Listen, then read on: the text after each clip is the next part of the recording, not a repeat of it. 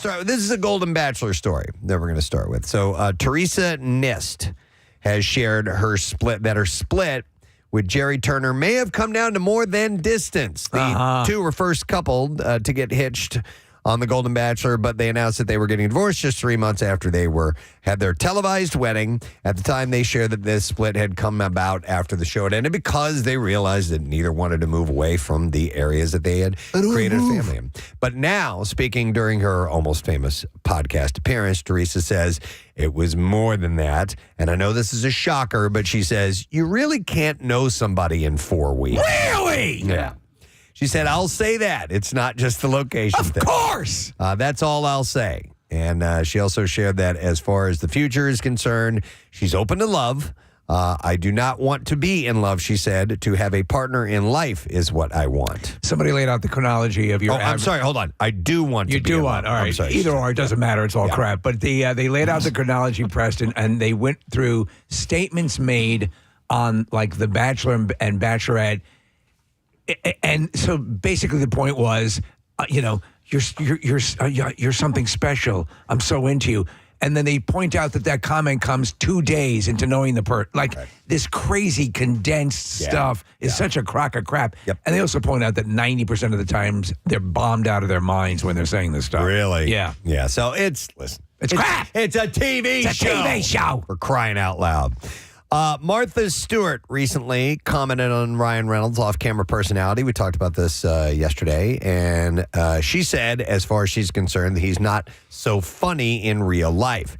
And now a source close to Ryan has talked to TMZ and said that he often appears quiet due to his struggles with anxiety and doesn't feel the need to, quote, always be on. He actually brought this up during the interview with David Letterman. Did you happen to see that a while ago? Well, yeah. That's a thing he deals with a lot. You would not think so, but he does. Ryan and Martha have only briefly met once or twice. They're neighbors, which the source suggests isn't enough to show off his real personality. The source added that he isn't really sure what she was expecting. And Ryan did respond publicly on social media, like we said yesterday. He disagreed and said, I'm sorry, he was joking. He said, I disagree with her, but I would disagree with her, but I tried that once. And, of course, Hugh Jackman laughed the whole thing off and commented, finally someone said it. So, but, listen, you can't be on 24/7. And you're not always like the person that you are on camera. It's like being surprised he's not wearing the Deadpool costume, you mean? All the time. All the time. Yeah. Barry Keoghan confirmed that he went entirely au naturel for his memorable nude dance scene in Saltburn. Now, you saw this, right, Casey? You told us all to watch this. I did. I didn't. What got all the press was him drinking that water in the bathtub. And it was definitely sort of a disturbing scene. But the final scene in the movie is, you're like, he is full naked, full on. Helicopters, the whole thing. Mm-hmm. So he said that it was all me. On a podcast, the Irish actor addressed rumors that a prosthetic was used. Because it's really big. Is it really big? It's a big Celtic hog? Yeah, it is. And it's not like, it's flaccid and enormous. Big. Yeah. Knocking over lamps? He's probably a shower and a grower. And a grower. Oh, wow. Yeah. So he responded humorously, wait, enhanced? Who said that? And he shared that he didn't hesitate to strip down for the role. Well, yeah, when you got a big Johnson, you might as well. Yep. Yeah. And explained... I don't take my clothes off when I take a shower. I'd play wiffle ball with that thing. He said, if it's required, when it's the character, you'll do it. And Keoghan admitted that he was more nervous about dancing on set than being naked. He said, I don't like dancing, but he agreed that it was necessary for the story. The scene stirred plenty of conversation, even jokes at award shows, and he added that he approached the role fully prepared for the attention that it might bring. I don't want the bathtub scene and the final scene of the movie the movie's good.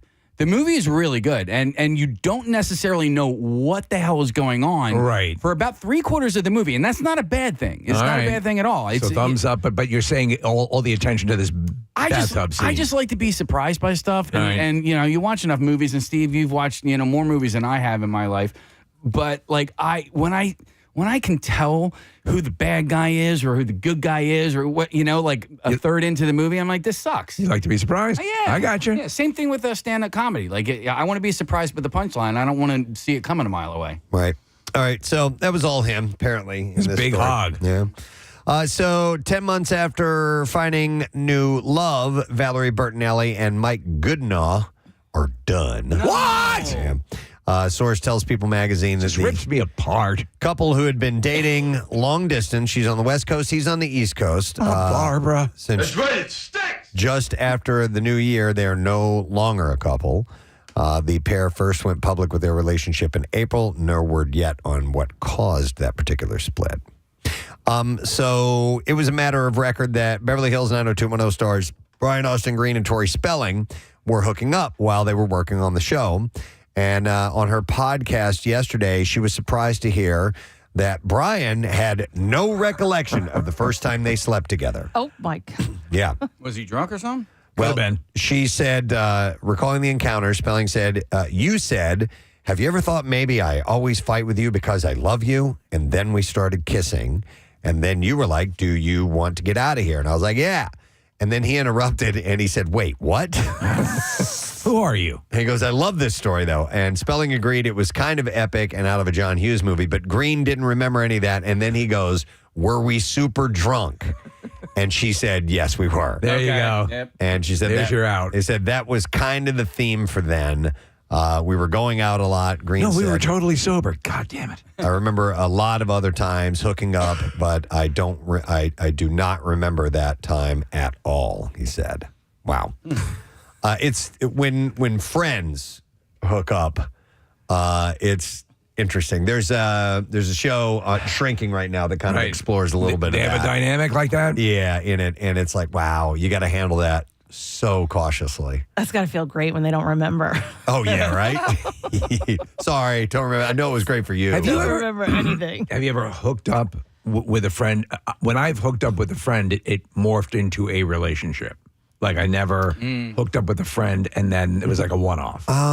No, I did the one-off thing Yeah. a couple of times, and fortunately, one of them, like, she hooked up with everybody. Okay, well then you're off the hook on that one. And we all stayed friends. Yeah. And, Wasn't that weren't you at the wedding? yeah, And where we were all looking at the bride going, all of us almost like raised our hand like, yeah. And did it all happen on that one couch you guys talked about? No. Oh, my Are they still God. married?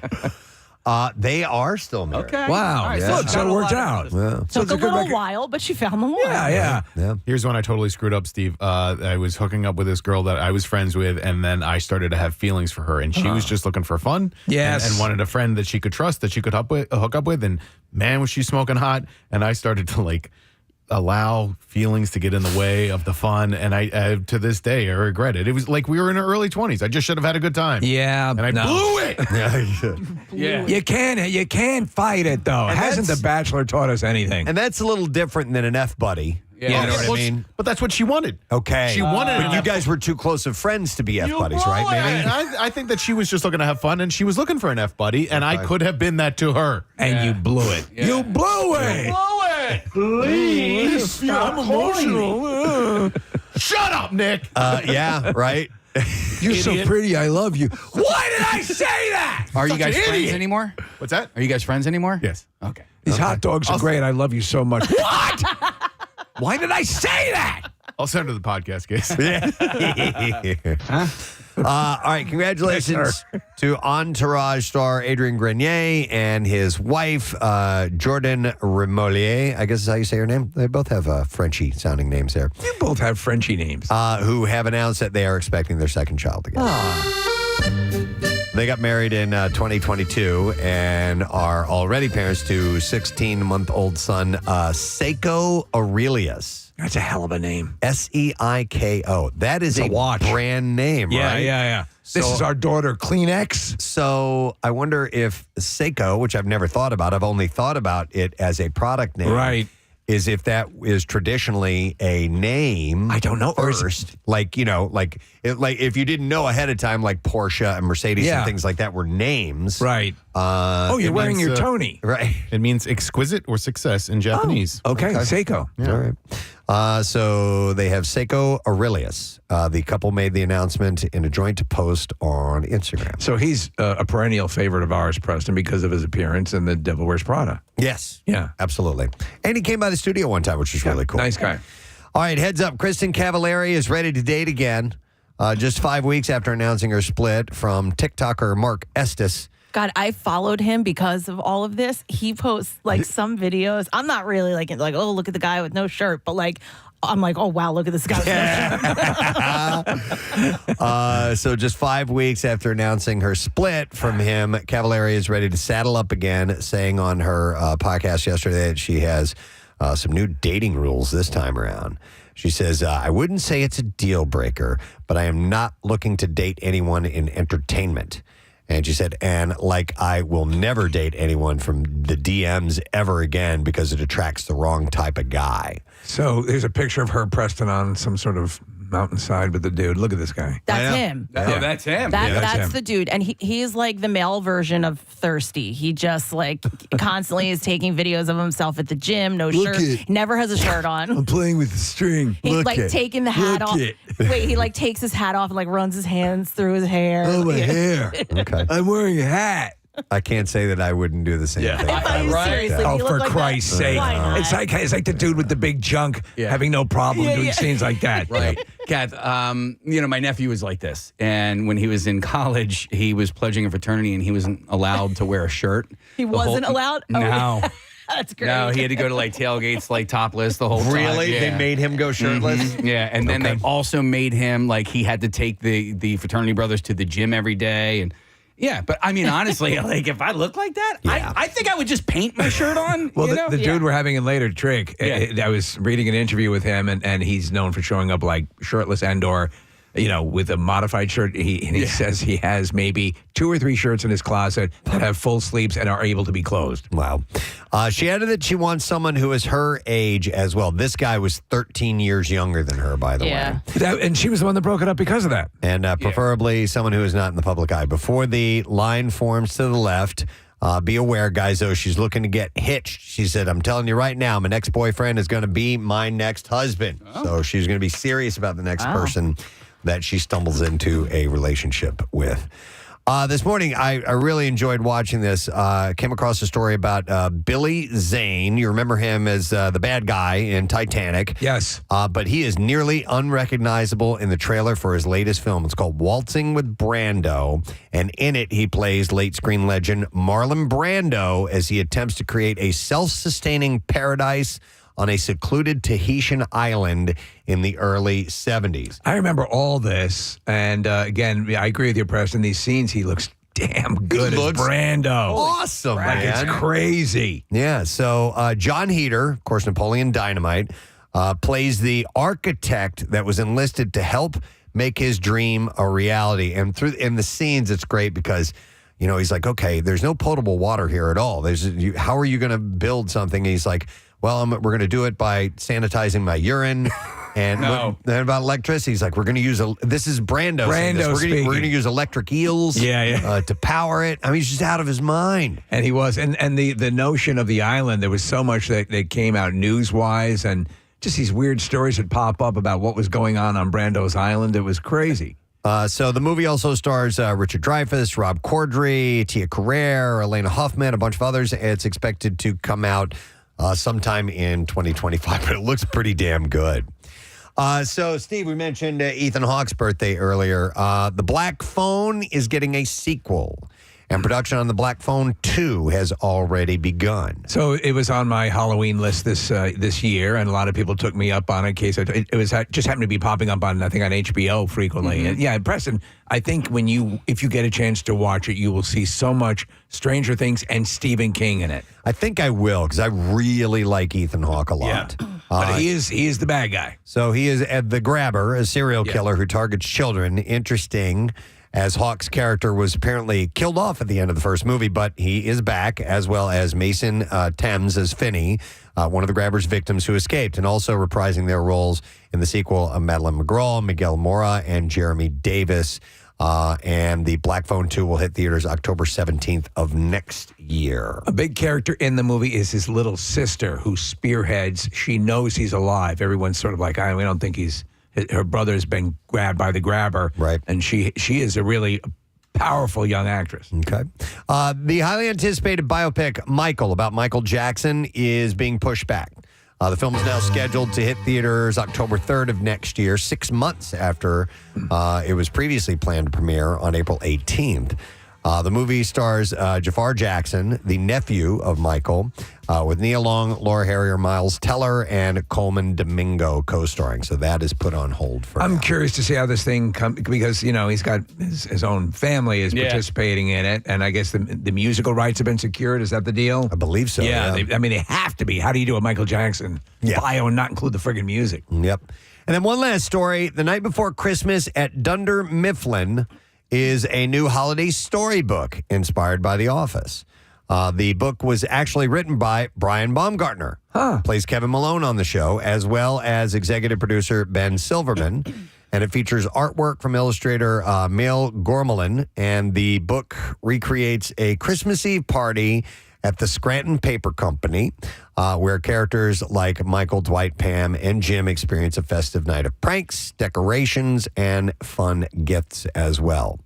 The book's description calls itself a hilarious twist on a Christmas classic. So The Night Before Christmas at Dunder Mifflin, and it's a storybook. So don't know when that'll be up, but I would imagine for your holiday shopping this year. All right, we can get to clips. Clint Eastwood returns to directing with a new legal thriller, Juror Number 2, starring Nicholas Hoult as a strung-out juror struggling with a moral dilemma that could change the courtroom. And in this clip, Hoult shares his first words with the iconic Clint Eastwood. My agents called and they said, Clint Eastwood wants to speak to you. And I was just blown away by that. And we got on the phone and we started speaking about the script. And it was funny because I said to him, I really like the script. I was being very effusive. I was like, I couldn't believe I was speaking to Clint Eastwood. And he said, well, if you like it so much, I guess I'll have to read it. Could you shut up? Juror Number 2 is in theaters now. And this is Clint's last movie, right? I think it's his last. Have you seen him recently? He's looking Methuselah-esque. He's an old man. We talked about it. Sometimes that switch finally flips. Yeah. And he looks like an old man. Yeah. And you look frail. And this is big, badass Clint Eastwood. Right. But it happens to all of us, unfortunately. Ruth Gordon could have beaten him up. Here's the next clip. Taking place behind the scenes of a superhero movie new sitcom, The Franchise, proves that staying afloat in the film industry is a team effort. And in this clip, Jessica Hines analyzes the substantial dynamic of the cast. I think what was really, really gratifying was how much of a team we all kind of became. That was, I feel like, so good in comedy, to feel like you're a troupe. I think it really helped us bond and stay connected on set as well while we were working, and that was just the best part about it for me. Shut the up, huh? I watched the first episode of the show, and it was so frenetic and chaotic and nonstop, like an Aaron Sorkin television show on speed. Yeah. And I just, it has the potential to be good. There's a lot of actors in it that I really, really like. But man, I don't know. It just did not grab me at all. Wow. Anybody else see it? No, but I heard a review that echoes what you're saying. Okay. So yeah, I'll be curious. I'll check it out a little bit. It looks.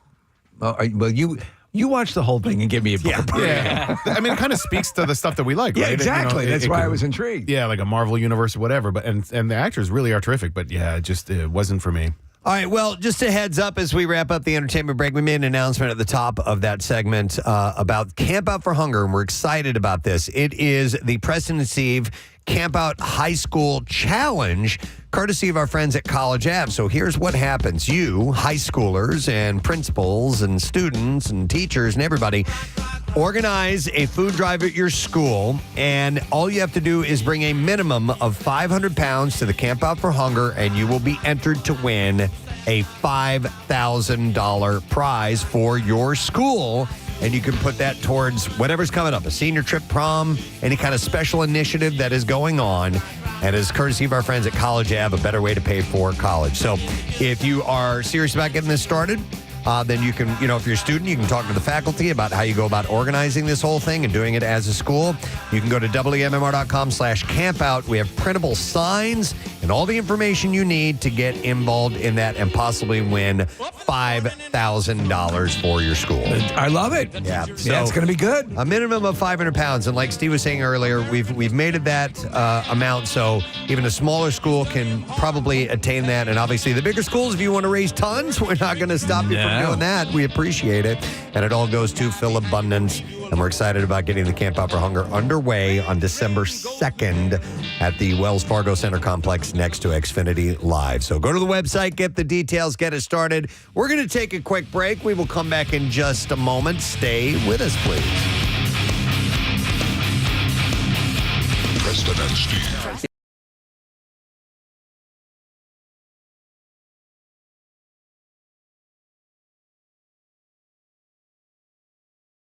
Poached elephants. Right, and a one, and a two, and a...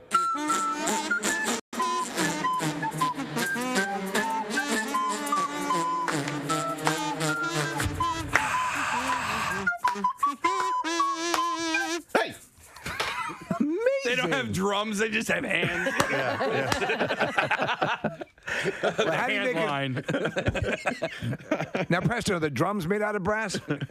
The drum shells are made out of wood usually, but they have a metal detector? No. Believe we are ready. Is everyone prepared for the ritual? Yes. We are. Let us begin. Welcome, all here today who seek rebirth, to this most sacred celestial event, the solar eclipse. In attendance today are the Council of Elders, being the overlords and lawgivers. They are myself, High Priest Steve, High Priest Preston, High Priest Casey, High Priest Nick, High Priestess Kathy, and High Priestess Marissa. Hi. And as it was in the ancient times and as decreed by the sacred book, we are joined by semi-naked, semi-virgins, provided by Coven Club Risque. Council of Elders, please provide the proper responses as I read from the sacred text. O mighty Son, known to the ancient Romans as Sol, you are so big. You are so big. You are so bright. You are so bright. You are very hot. You are very hot. Crazy hot. Crazy hot. I would not touch you. I would not touch you. I'm not stupid. I'm not stupid. And although you appear close to us, you are very, very far away. Now, High Priest Preston, would you please join me on my side of the altar where the one microphone with reverb is and prepare us for the cleansing ritual.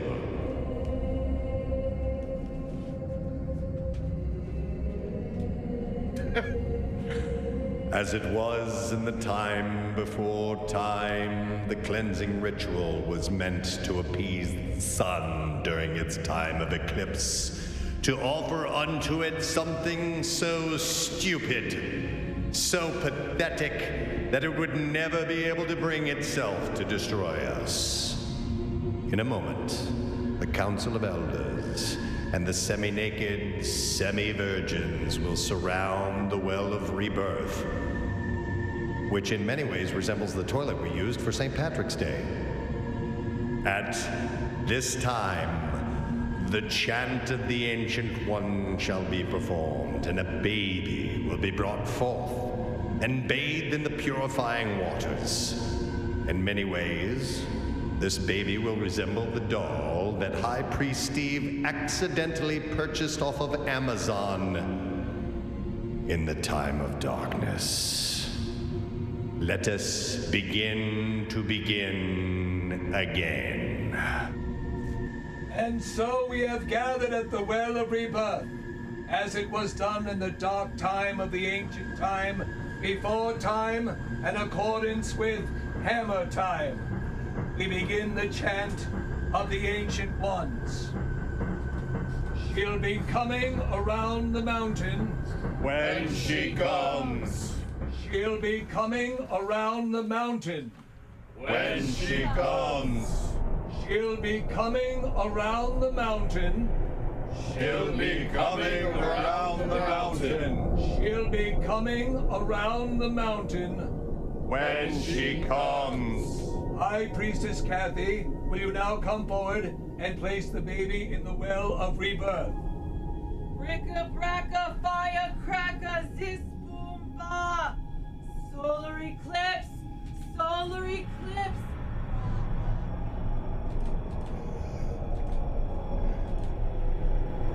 Ra, ra, Ra! It is done! Oh, I feel like I'm born anew. Do you feel it? I feel cleansed and rebirthed, Steve. I feel burnt and a little constipated, but I still feel great. I liked how our semi-clad semi-virgin started to burst into dance. Yes, it was wonderful. At the last moment, at the completion, we had dancing here in the studio. All of us wearing our robes, our cultish robes. I was impressed, honestly. It was great. I feel Kathy, ready. you were very good, Kathy. Thank you. Appreciate that. Oh my God! All right, so it is. Hopefully, you joined along at our along in the office, dressed as a druid for our special druid cleansing ritual. Since this is a Kathy-centric conversation, we just wanted to point out the fact that it's her birthday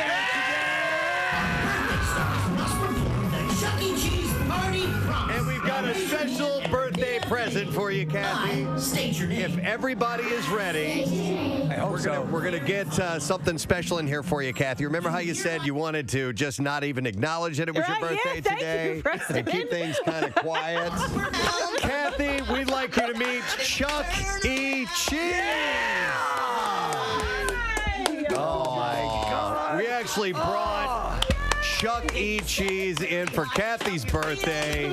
Getting Chuck E. Cheese tickets thrown at By the me. way, this is TV commercial Chuck E. Cheese. That's right. Really? Yeah. This is The one, the TV Chuck E. commercial. Cheese. Here you go, Kathy. We have a medal for you. Wow. We have a Thank special you. sippy Oh, cup I have a for you. sippy cup. Everyone is happy. That is Look at correct. this. Kathy, a What is party this? pack, Party pack. mazes, balloons, Glasses, whistles, slinkies, a specula. a Twizzler. Yeah, very A nice. specula. I don't know. It looked like it. Oh my And now we have also. Did Pancake have anything to do with this? No, well, maybe. We can't reveal our secrets. Oh, okay, sorry. Oh, Pancake. Crown. We have a crown that she's going to put on. Chucky is actually bowing down to Kathy because it is her birthday today. She is the birthday girl. And who made the cake? You guys put all my favorite things on the cake. Casey had the cake made. Here, put it in front of Kathy so All right. she can look at everything. And Okay. And tell us what all you Darth see. Vader, Yep. space, boogies, ew, possums, seagulls, camping, Star Trek, Yeah. a disgusting injury on the foot, an open wound. an open wounds, comics, and I know it's Sarah. Oh, because she's my number one. Yeah. Number one Sarah on my Jessica This list. is your cake But of wait. hate. Wait, It's a there's- hate cake. Then, and look just to the bottom right-hand corner of Sarah Did I miss Jessica one? Parker. What's that? Just Oh, a butthole. butthole. This is your cake. Your hate cake. I'm just glad you got my age right on it. Yeah. Thank you. 29. I'm laughing. I'm just thrilled we have Chuck E. Cheese in We the actually studio. have the real Chuck E. Cheese. Now, we have to do something, which is apparently it's the Chuck E. Cheese Yeah. promise, Yes. right? Okay. Here we go. You ready? This is the Chuck E. Cheese promise. Here it is. Our birthday stars must perform the Chuck E. Cheese Party Promise. Now raise your hand and repeat after me. I state your name. I state your name. Very funny. Do hereby promise. To being the star of my birthday at Chuck E. Cheese's. To be my star, church at Chuck E. Cheese's. I will have fun, play games, win tickets, and party hard. I will have fun, win tickets, party hardy, play hard. And in other words, have the best day of my life. In other words, have the best day of my life. I promise to laugh, smile, sing, dance, clap, jump, hug, high five, and be silly for the rest of the day and not let if I frown, I will legally change my name to Dr. Droopyface and move away to a cabin in the mountains where I will operate an ostrich farm and sing songs about cats from outer space. Okay. He got us. You don't have to repeat that last part. Just say, let's party! Let's party! Ladies and gentlemen, may I present to you today's official Chuck E. Cheese's birthday stars! Kathy, do you want to do the dance with Chuck E. Cheese? Okay, what's the dance? Well, you just have to follow him. That's all. All right, is there music that we play with this? Yep, this is it right here. All right, so here we go with the music now. Put your hands in the air as you jump up and down. Okay. Then you bop side to side. Then you turn around. Then give yourself They're doing everything you hear the song says to do, so Just give yourself a high five. clapping hands. Then you step really high and stomp your feet on the ground. And you wiggle like a worm, wiggle all over town. Then give yourself a high five. It's amazing. Give yourself a high five. She's doing it. We do the happy dance for whoever it pleases. That's the whip and nay-nay. Everyone is happy when we go to Chuck E. Cheese's now. Everybody wave your hands. each To the move. left, to the left, to the right. Everybody. Oh, he's doing the opposite sides. Normally facing the crowd. Wave your hands. To the left, to the left, to the right. Lift your tongue. To the left, left, and to the right. Drop your pants. To the left, to the left, to the right. Everybody. To the left, left, and to the right. What's your neighbor? To the left, to the left, to the right. There you go. Everybody. To the left, left, and to the right. Everybody now free. And that's the happy dance for Kathy's birthday this morning. How can you not find that fun? And I'm still upset that they're reducing the animatronic characters. I always loved that band. I know you did. You were definitely a I fan. mean, well, Chucky and I need to talk after this. I would like to see Kathy eat the butthole on the Honestly, in some cultures, that means you're going to have good luck for the rest of the year. Yeah. Right? Yeah. Just cut the butthole out and eat it. Yeah, please. sure, it's fine, whatever. Cut the butthole out now and eat it. Cut the butthole out now and eat it. Yeah. Yeah, I'll just give you a spoon. I mean, Watch your neighbor. at this point, it really doesn't make a difference. Yeah. I'll eat them. She's going to eat a say it. Eat the butthole or eat the snot. Eat the butthole or eat the snot. I'd rather Eat the snot? No, the butthole. Eat the snot now instead of the butthole. Do you want me to? The songs are easy to write, right? Yeah. Do you want me to take a scoop of the butthole for you? Yeah. Do I mean, okay. Yeah, scoop the butthole out. I'll scoop it. Got it. Yeah, let her scoop it. Let me scoop the butthole. And it was at that point when I scooped the butthole. Yes. Ian How did McKellen. Magneto get here? It was at that moment I scooped the butthole. All right, so Kathy is now Cutting the butthole out. cutting the butthole out. At the age of 39, Kathy scooped her first butthole. And let's get video of her eating the butthole. And there it is. Yes! Tarantula. That was very special. Tarantula, yes. All right. This is very wonderful. Any of these kind of party things with Chucky. WMMR. All right, thank you very much, Kathy. I had a really weird thing I wanted to share with you guys. I was talking to a friend of mine the other day who had been talking to a friend of his not that long ago, someone that I don't really know. All right. But he was sharing this with me, and they hadn't caught up in a long time, and he was asking him how things were, and he was telling him, his friend was telling him that he recently changed his diet, and he said he went to this raw-based diet. And by that, my friend was like, okay, you mean like, vegetables, you don't cook them and anything like that. Oh. And he's like, well, yeah, And yes. and meat too. Now, my friend is like, okay, Yeah. I know like steak tartare and stuff Right. like that. There are Yeah. things that you can eat raw. And he's like, is it just that? And he's like, no, it's like chicken. Oh, no, it can't be. Seriously. No. I swear. Yeah. And I same reaction for me. I'm like, you do realize that this has been proven over time My to be a bad thing. my food poisoning memories are coming up. The first one, the first most profound one was undercooked chicken, and it had me on morphine and out for 48 hours. Is this guy an They put me athlete? on morphine. Is he what? An athlete?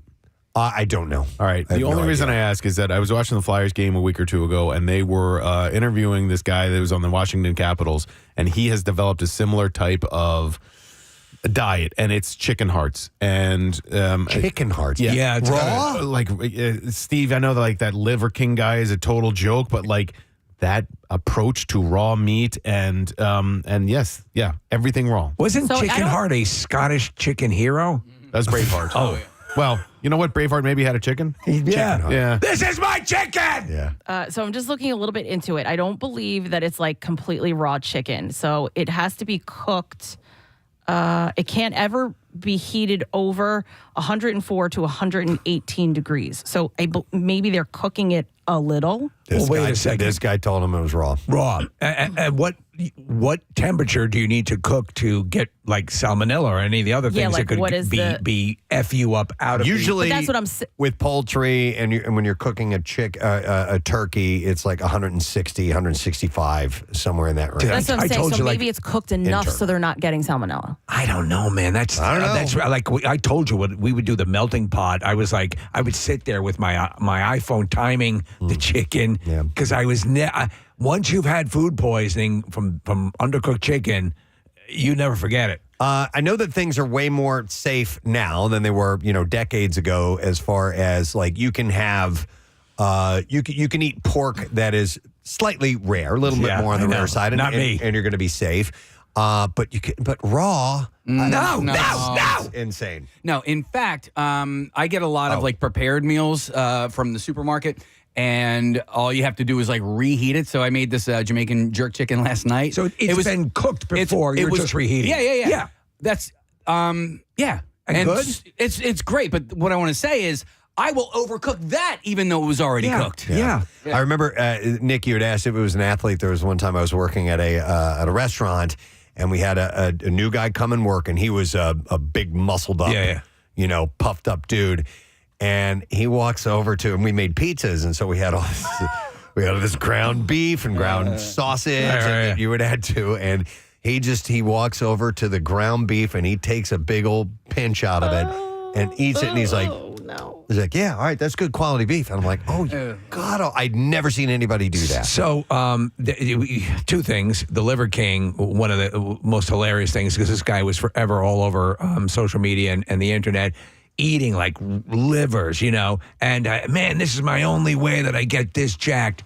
Plus, cycles of steroids that he later had to admit. That helps. There was an actor years ago, Preston, who his diet was raw hamburger meat. We're talking decades ago. He and his wife, they almost ended up dying eventually because it's a game of the odds. Yeah. You're playing against the odds. I'm looking at sample menus for this diet, and I would say probably the majority of the people that do this diet are not eating the raw meat. Like, it's a lot of fruits and vegetables that are not cooked. That's part of it, is not heating it to a certain temperature. So that's it paleo, is saying right? that it is saying that some people are are eating meat, but I'm looking at this menu that they're suggesting, and there's no meat on it. So I would imagine the majority of the people are not eating raw meat. Probably the majority of the people, Yeah. but this dude's Yeah. eating raw chicken. That's what No. I told my Oh, friend. Yeah, you can't do that. I thought it was insane. It's making my stomach convulse at just saying it.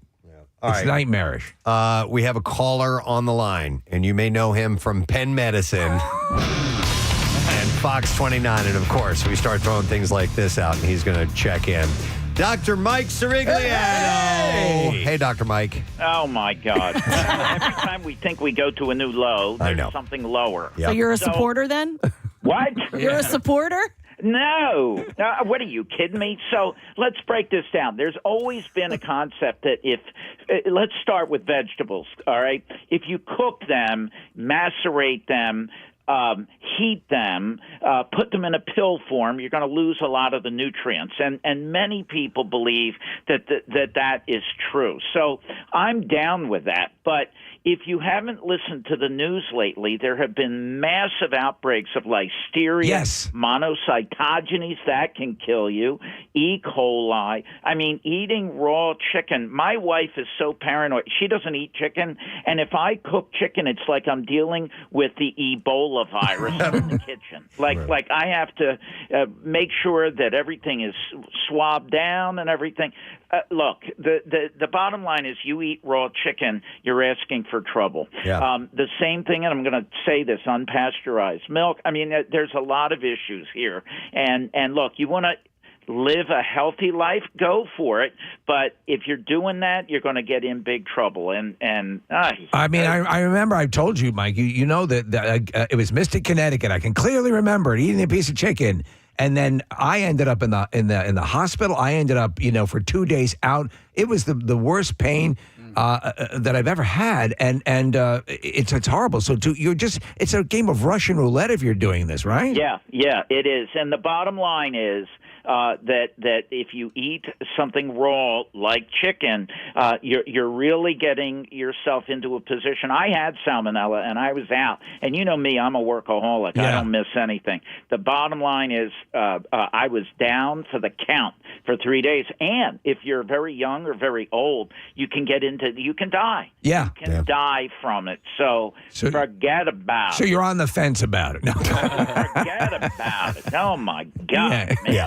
It sounded absolutely asinine to me, and I can't. I had to chime in. No, I'll agreed. let this one go. All right, we appreciate it, Dr. Mike. We love you. Love you. See you later, Dr. Mike Sirigliano, of course. Nick just pulled up this hockey player who plays for the Senators, Jakob Chikrin. Chikrin, okay. And he's on the Caps now. He used to play for the Sens, yeah. So he says, and this is a quote on his diet, he says, I'm also eating raw liver, raw beef heart, all this crazy stuff. The taste is awful. Oh, my God. But your body almost craves it when you eat it consistently because it's just so nutrient dense. No, I don't think so. Beef heart. No. Raw beef heart. That's disgusting. Wow. Everything nutritionally I have found in Oreos. Yeah, I think whatever works for you, man. I think for me, my body almost craves them. You do you. That and biscuits. Biscuits. Kathy, blueberry biscuits. You were going to bring us into this world. Are you on a new eating regimen or something? Or? No. So, but of course, I'm having like another allergy. Something's happening. No one knows what it is. Doctors can't figure it out. Whatever. Dr. Mike could retire on you. Well, no. Dr. Mike, God love him. He's the best because he's like, we are going to figure this out. We're going to take you in and cut you open and find out what's happening. He's like Tom Hagen to The Godfather, Preston. This is my one client, Kathy Romano. No, and oh my gosh, I have to go to a funeral and I couldn't make one of the doctor's appointments. And he goes, well, how close were you to the person? I was like, what? It was my uncle. I loved him very much. I'm going. Anyway, but in trying to help myself figure this out. Right. I am trying something new that both my mother, you guys will love this. Oh boy. She has been doing this since I was a kid. So when I called her and I said, "Did you ever hear of this?" She was like, "Oh yeah, of course. I've been doing that, forever." She doesn't do it anymore. But anyway, I was speaking with somebody who's very holistic, and she suggested I do it, and she gave me different sites on where I could find it. Anyway, it's something called oil pulling. Have you ever heard of that? Oil pulling? No, never heard I of use oil when I pull. I've never heard of oil pulling. Okay, you're going to die because I die every morning doing this. You swish oil around in your mouth for cooking oil? So for 2 to 20 minutes. So a lot of people use coconut oil. I hate coconut. Oil in my mouth, gagging. So this girl gave me, it's actually has a little bit of a mint taste or flavor to it. You don't swallow it. You just swish it around in your mouth. So all morning as I'm getting ready for about, I would say I can probably get through right now, maybe like 5, 6, 7 minutes, something like that. And you swish the oil around in your mouth, and then you have to spit it out into a bottle because I guess it's not supposed to go down the drain or whatever. And so the recommendation is for 20 minutes? It's for like 2 to 20 minutes. So the girl who told me about it, she does it her entire morning routine. She wakes up. It's the first thing. So you have to do it first thing in the morning. And she gets in the shower. She showers the entire time with it in her mouth. Oh my God. Oil pulling. Yes. What the hell? Weird and name. why do we do this? What benefits? Yeah. So it's supposed to help with Sold another thing of oil. bacteria, in your mouth. And so this new allergy thing that I'm having, my tongue is swelling up. So that's why I'm trying this. I'm seeing if maybe this is something that would help. But it's supposed to help Case with like just all oral health, plaque, gingivitis, like all that kind of stuff. Because you're watching people do it. There's a video here. It looks like they're only taking in maybe a tablespoon, so it's not that much. So it says 2 to 3 tablespoons. I was thinking like an 8-ounce cup. No, 2 to 3 teaspoons. So it's little, but it's very thick. So it actually almost gives like your mouth a workout. Yeah. Like I feel like it's a little. You're like working the muscles in your Janet mouth. Jameson said the same thing. Or oral exercise. I knew you were going there. Slosh it around, then spit. But I mean, and listen, I will say I am able to get through it, but when I started, I was like, I'm going to gag. This is disgusting. Yeah, here's some text coming in. This one says, oil pulling is so gross, I can't get past 45 seconds when they do it. Here, somebody says, the taste is so bad, you never want to eat anything. Oh, it's a good diet. That's how it works. You totally never want to take anything into your mouth. Well, that's why I got this. The oil that I got is a brand that's specifically for oil pulling. I have not gotten to the point where I could do like a coconut oil like my mom did. So this is for the tongue thing. Yeah. Yeah. She showed me one day. Well, it's weird. It's crazy. What benefit does your mom see that she gets from it? She's been doing it for years? Yeah, I think it's just part of like overall health, and a lot of bacteria is in the mouth. Now, I know that there's people may call in, people who are very into this. You don't want to take the good bacteria out, and that's also a concern. Does your mom also do the apple cider vinegar thing? Yeah. Okay, so essentially, she's drinking salad dressing for breakfast. That's what she's doing. Yeah. And then may as well take a bottle of like Ken's and just take a hit of that each Pops morning. a couple of chicken hearts and she's off to work. Well, no, Preston, because the salad dressing has a lot of added sugar, so that wouldn't work. You couldn't just chug salad dressing. I find some. Maybe Ken's Light. Wow, I love Ken's Light. That's my. That's what I do. He's my balsamic. Balsamic. Yeah, it's the best. With these things, it's like, how long can I actually, swish oil around in my mouth? But you're supposed to do it first thing in the morning, so that's like. Have you noticed anything? Steve, this is literally the third day that I've done it, so I'll let you know. I started. I was telling Casey about this. It wasn't last week, but the week before, and I had realized I've kind of been letting myself go. I put on some pounds. I need to kind of get stuff together. I don't see it. Well, it's definitely there. You're beautiful to me. Thank you. I appreciate that. But I started by. Trying to drink more water. I've backed off of drinking water. I used to drink a lot of water, and then I backed off of it. And I started doing it in that first week that I started drinking water. For whatever reason, I started having more energy. I felt it. I mean, without question, I'm like, I feel better this week. Okay. This is wild. And I'm thinking maybe it's the water. And it doesn't work anymore. Oh, man. So I don't think it was the water. Did you start adding scotch? I was so excited. Switch over. I was so excited. I'm like, hey, I found this way to have more energy, and this is going to be great. And it for about a week. So it was something else. I don't know what. Maybe psychosomatic. Yeah. But I felt that it was working. So why wouldn't that continue on? I will tell you that I drink a lot of water. I was drinking too much. I was told by a doctor one time that was the case.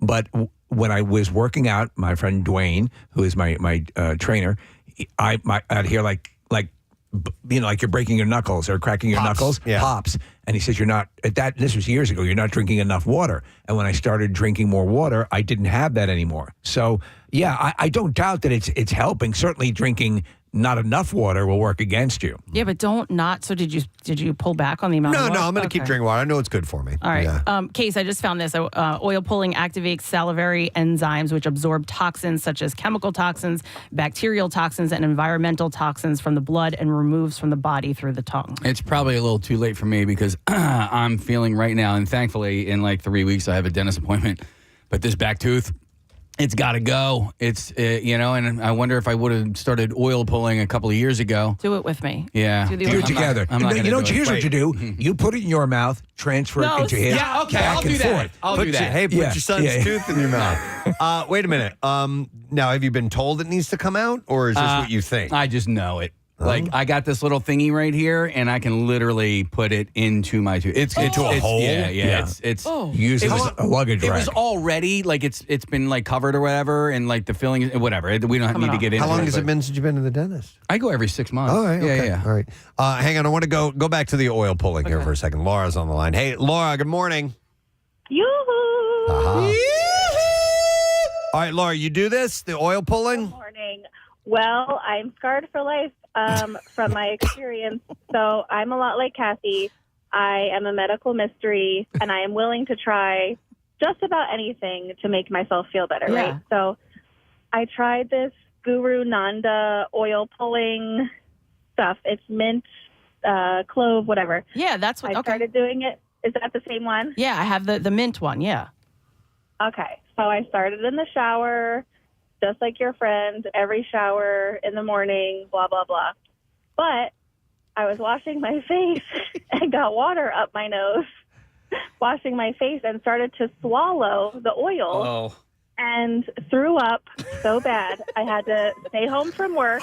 I was viciously vomiting all day, and I've been gagging at listening to this conversation because I feel like I can still taste it weeks later. Well, sorry to laugh. But hang on, Laura. I would assume this is safe for consumption. It'd have to be if you're putting it in your mouth. It is, but think about swallowing a teaspoon of just Yeah, oil. but she threw up all day from that. I mean, But that's also she's probably like me. That's all in the Yeah, you that's in can't the head, and she stop couldn't thinking get it about out, and so she was just vomiting. yeah, all day. So, Laura, scarred for life. did you ever go back to oil pulling after that? No. Yeah. The idea here is that you're returning oils and No, you're taking the taking them out. toxins So out that's of your body. That's the pull. It's pulling. Yeah, and so once you've swished it around, you spit it out and you purge this from your body. correct. All right. Yeah, that's why it's done first thing in the morning because apparently that's the time to pull the toxins out of your mouth. I notice it comes Yeah, with a don't tongue know. scraper as well. Oh, so no, I also am doing the tongue scraping with a copper scraper because copper apparently is the best metal to use. So you do the tongue scraping, then the oil pulling, then you brush your teeth. So my heart, we were talking about this, and do you mind if I just, because you showed me one morning your tongue. Thank you, Laura. Her tongue, and it's like a thing. scalloped.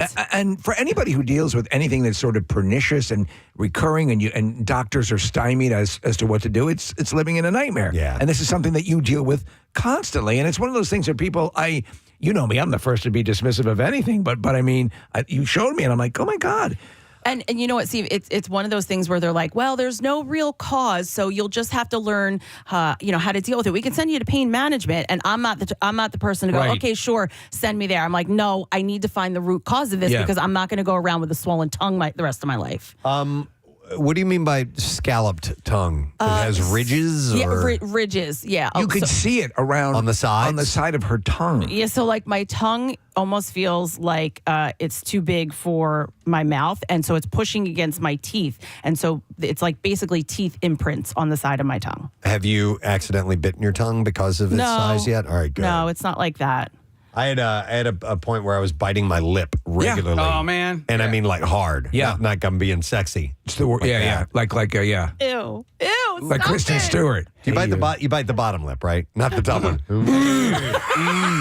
Hey, I was just placed in a gurning contest. So sexy. Look at him, a wolf man. Look at these guys. The biting of the lip is sexy. It is Not sexy. when guys do it, I don't think. No, Probably yeah. Kathy. No, Guy Oh God, ew.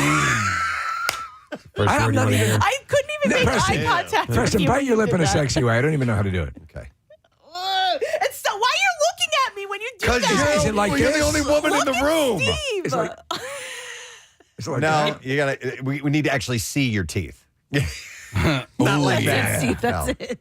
That's sexy. Can you do it, Keith? Case, let's see you.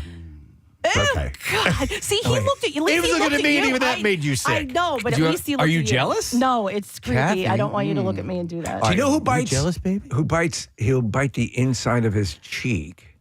Mike Jarek. He'll do this. Oh, yeah, you're right. Really? He does do that. Yeah. Yeah, I can't do that. I would feel like I would almost bite through my cheek. All right, anyway. Stop it. I want to go to Marie. She is it says a dental hygiene teacher. She teaches her students about oil pulling. Hi, Marie, good morning. Good morning. How are you? Good, Marie. All right, what do you do as far as dental hygiene goes? I am an instructor at a dental hygiene school. Teaching people to be dental hygienists? Correct. Okay. All right. So what can you tell us about oil pulling? So pulling does have some benefits, but it's another, more or less it's another one of those fads right now that somewhat like that charcoal went through. They cannot prove 100% that it really does the benefits it claims to. The next thing on the market right now they're trying to sell are probiotics for the mouth, which are like literal mints you just melt in your mouth. As Kathy said, same thing with the gut. There's both good and bad bacteria. Yes. You're trying to balance. A good Listerine rinse twice a day is just as helpful at trying to destroy some of those bad bacteria. So isn't the Listerine bad for the gut health? Well, you're not swallowing it. Says you. Well, sure.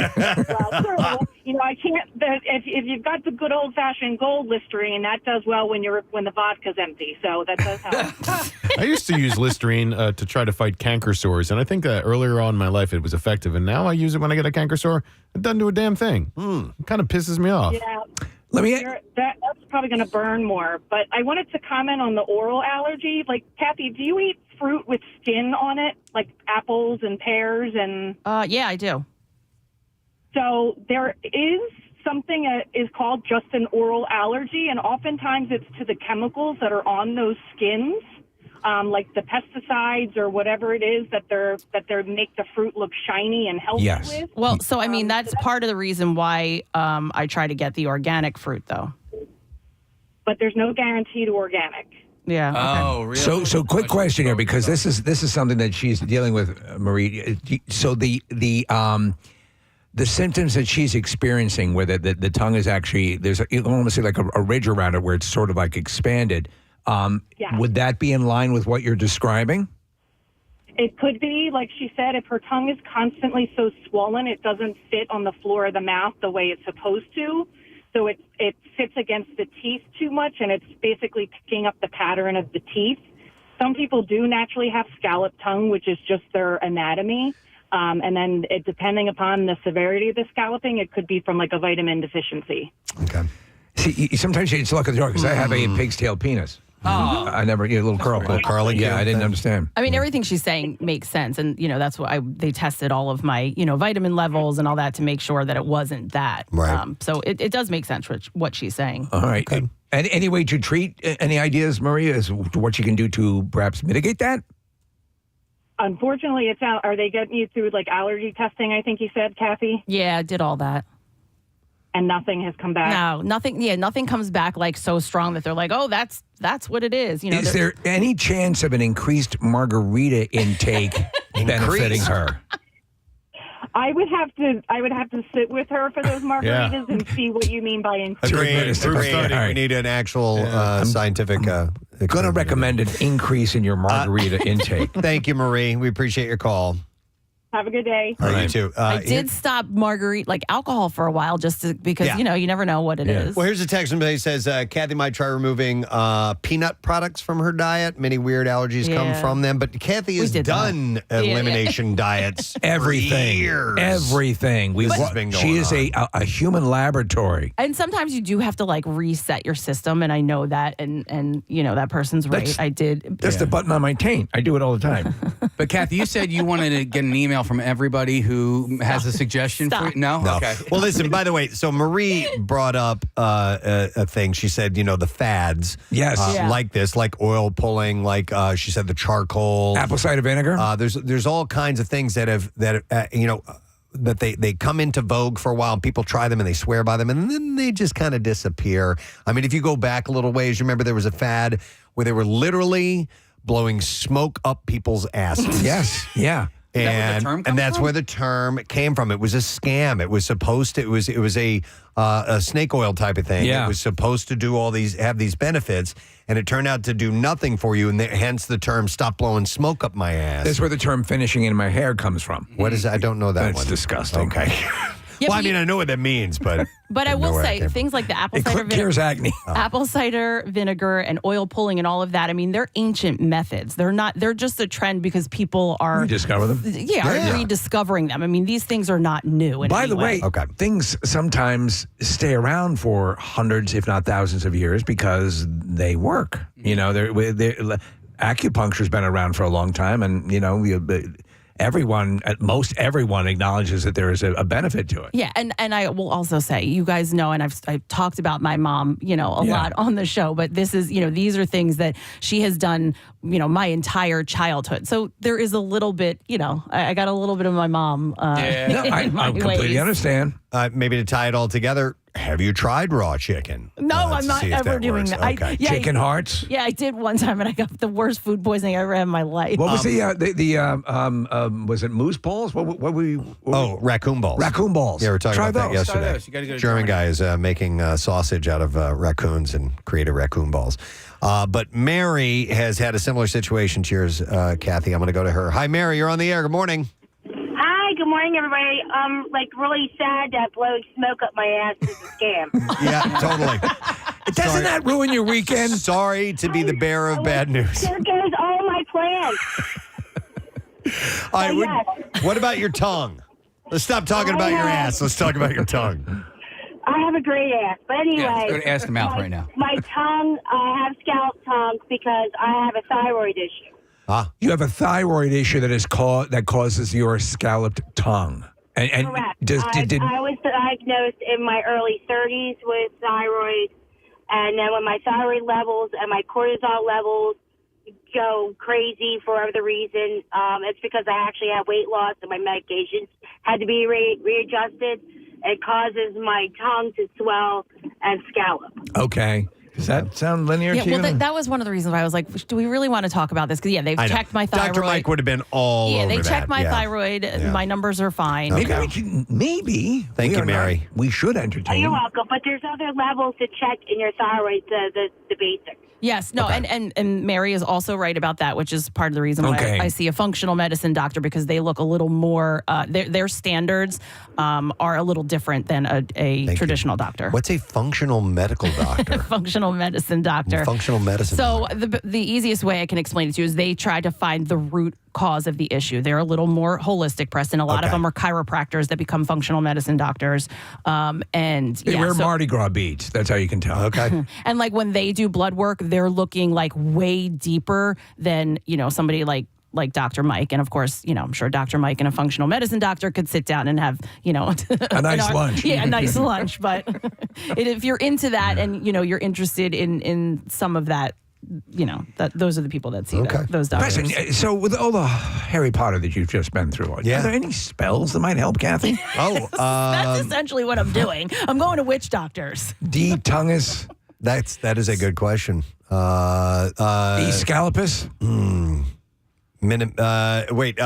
Tungaceus meninium. There you go. There you go. Made your tongue smaller. Oh my God, I feel you got your better. tongue smaller. Also made your nipples flip. Yeah.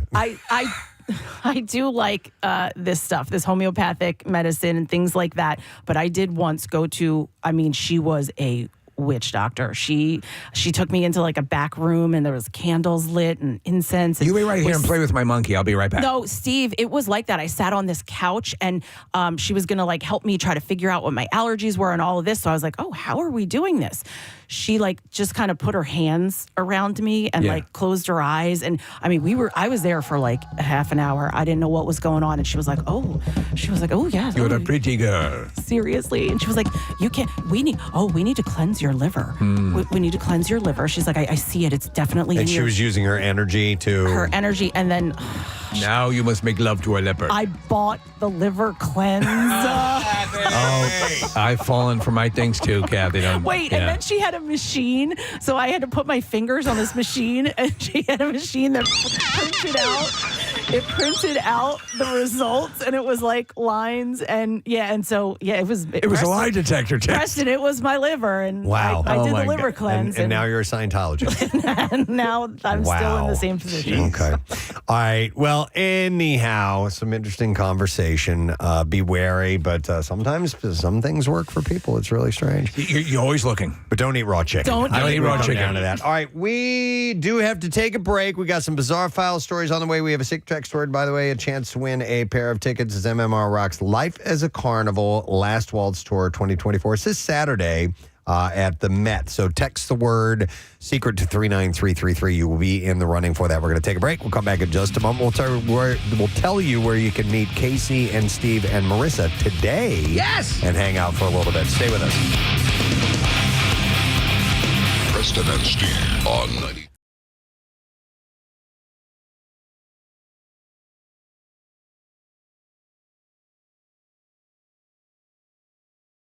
Pictures edible? Yeah. Why? Yes, they are. Yeah, they're made of It should be. asbestos. Why does it feel weird in your mouth? There might be a film on top of it. Yeah, sure is. No, the texture is just different than what you're used to. No, Like it's kind of choke you different? it's completely edible. Here, try the snot. How's that butthole feeling? Yep, tastes All right, delicious. That's wonderful. Rachel Ray also has a birthday today. Rach is She keeps going. 49, and that show continues. I can't believe that. I was just watching the end of it last night, yesterday in the office, and that's an Oprah production.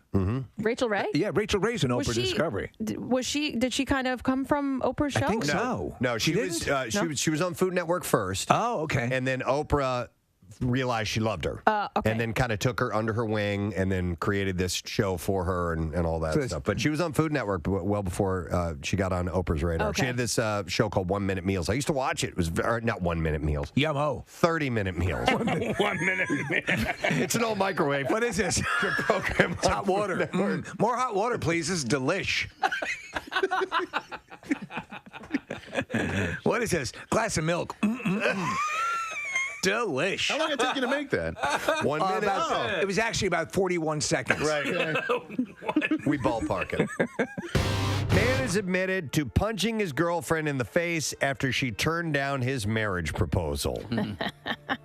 Andre Pavel had splashed out an engagement ring, a bunch of flowers to surprise Andrea Nagy with the at her workplace.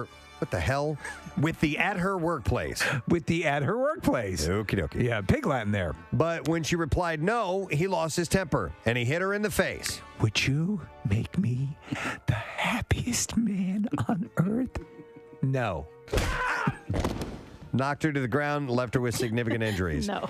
After being arrested, Pavel, who has no previous convictions, told police officers that he was upset by the rejection. I was a little upset. Now the defendant has been banned from contacting his victim for a year after pleading guilty to assault by beating. But maybe she'll think it over now that he's beaten her. The Justice Center heard Pavel and Ms. Nagy had been in an intense relationship for 3 months and had moved in together before hitting a rocky patch. Since you came into my life 3 months ago, it's been the best time of my life. Would you be my wife? No. Pavel proposed to Miss Nagy, but she said no, and he punched her in the face. You're like an angel. You make me a better man. I was lost before you. Would you be my wife? No.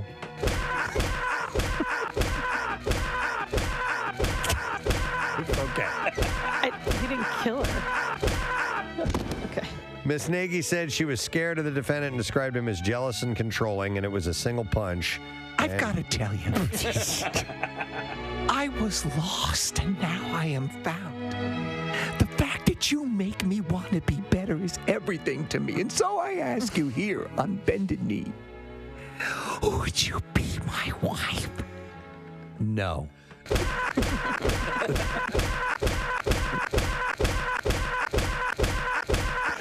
Pavel now accepts that there's no future in it. I have another historic. Once more into the vast library of the WMMR studios as the historian informs us of history past. I should get a real pipe, don't you think? I think you should. No, that's not too bad though. This one's It's pretty actually it's pretty good, and it doesn't generate smoke. I actually went to look for a real pipe for this segment, and I couldn't find one at my just use your neighborhood. bowl. At my neighborhood. Yeah, just use a bong. Jesus. And now the historian takes out his one hitter. You think I would look as good at one hitter? I got a bat in my mouth. This is exceptional skunk weed. I love the smell of pipe smoke. It is pretty. I do too. It smells nice. Oh, you just smell it up your ass. Oh, wait, here we go. There it yes, is. thank you, Marissa. Hold on. And now from the Grand Library of the MMR Studios, the historian firmly placing his gas mask bong over his head. Begins. There's never been a historian like you. No. I just want to hear what he sounds like in that thing. All right, I got this next story. We firmly believe that this is merely a method for you to get stoned. Can you hear me at all? Yes. Okay. Barely. Little. You got to take that off. Yeah, this would be pretty stupid. For but I'll give it a second. We have 3 of those, by the way. We have 3? Mask. Yeah. It's a gas mask with a bong attached to the mouth. Do your eyes fog up? A little bit. Only when you start thinking of home. And I'm wearing my glasses in here too, which is all right. I got to take this thing off. Why do we have that again? We tried a stunt with them. We were going to put something in that, and you'd have Keenan's. to hands-free peanuts or something. There, Was yeah. it? Was M&Ms. it? No, It was Keenan's. Beer. Yeah, Oh, but was it made for us? No. I didn't say peanut. We put peanuts in it. No, you can actually. There's a place on Main Street in Manayunk. It is a quote unquote tobacco shop. So we purchased and, those? Yes, I purchased those. Yeah. All right, let's dive into the entertainment news. I'm sure you heard about this, but it's a big announcement. Princess Kate and Prince William are expecting their third child together. It is official. Kensington Palace confirmed on Monday that they are already, of course, they are already the parents to Prince George IV, and who is 4. I'm sorry, not the 4th. Prince George is 4. How did you pull that one off? And Princess Charlotte, who I is ricocheted off the ceiling. who is 2. The Royal Highness, here's the official announcement from Kensington Palace. It said, Their Royal Highness says the Duke and Duchess of Cambridge are very pleased to announce that the Duchess of Cambridge is expecting their third child. Harry the Fourth. The Queen, and of member England of and both members of Parliament, in conjunction with the Benny Hill estate. They got of both families are delighted and with Ringo. the news. What? Ringo and Betty Hill. Stepping up. Fish and chips, fox hunts, and the Tallywhacker. tallywhacker. So Kate is again facing an acute form of morning sickness. Sometimes she had grappled with during her first 2 pregnancies. It's completely debilitating. Do they have the name of it there? It's It's called hypermesis gravidarum. Right. So she's her level of nausea and everything is off the charts. Sounds like a Harry Potter spell. Yeah. But she had it with each Yeah, kid. yeah, exactly. So she actually canceled an appearance Monday morning due to the illness. And they had said that in a statement as with her previous 2 pregnancies, the Duchess is suffering from hypermesis gravidarum. Her Royal Highness will no longer carry out her planned engagement at the Hornsey Road Children's Centre in London today. The 35-year-old royal is expected less than 3 months, less than 3 months pregnant. And they only went public with the information because of how sick she is. Are you okay in there, sweetheart? Would you like some milk of magnesia?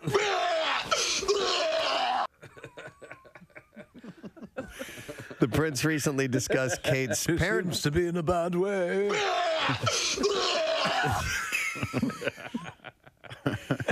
The prince recently discussed Kate's parenting skills in glowing terms and admitted that there are good days and bad days for every parent. He had said, as the other parents in the room will testify, there's wonderful highs and there's wonderful lows. It's been quite a change for me personally. I'm very lucky in the support I have from Catherine. She's an amazing... She's an amazing mother and a fantastic wife. Love between a man and a woman is a beautiful thing. Especially if it's on video. Yeah, that's right. Don't you agree? Yeah. I'd have to agree with you on that. And as wonderful as expressing that love through human touch and WMMR. All right, thank you, Kath. We're going to go on Fox Go Day in about 30 seconds or so. So a reminder that Casey, Steve, Marissa, they will all be at Acme in Roxborough today from 4 to 6 p.m., and they are having Glappy Hour. Oh, yeah. It's a chance for you to come by and get some complimentary beer and wine, and they're going to pair it with the favorite Acme desserts as well. So that is today, 4 to 6. Please come by. It is the Acme in Roxborough. Come by and see the gang. Steve, is this your Acme or was it your This Acme? is one. I still go to this Acme. I go to the one on Mermaid and I go to the one in Roxborough. I love them both. Excellent. All right, so that will be today, and stop by. We've got about 10 more seconds. We'll hear some music fading up, and then we will chat with Mike and Alex and see what is going on in their world. And then we've got the B-file that we'll dive into. A few other things that are going on, actually, this week that I'll remind you on top of all that, because we also have Secret Text Word, and the Thursday night kickoff is tomorrow night, and so on. So waiting to hear. We should... I have this on over here. Is this... queued up? What's Marissa's happening? taking a peek. I know. I messed stuff up the other day. We'll see if we can now... You're going to give us a second. It's in the wrong thing. It's in the wrong thing. Oh, if you guys can hear us, hold on. We can't hear you. It'll only be a moment. Casey's tweaking some stuff and on our side of the console that we have here. And no, I got nothing. Reset it. Sorry, we're fixing it.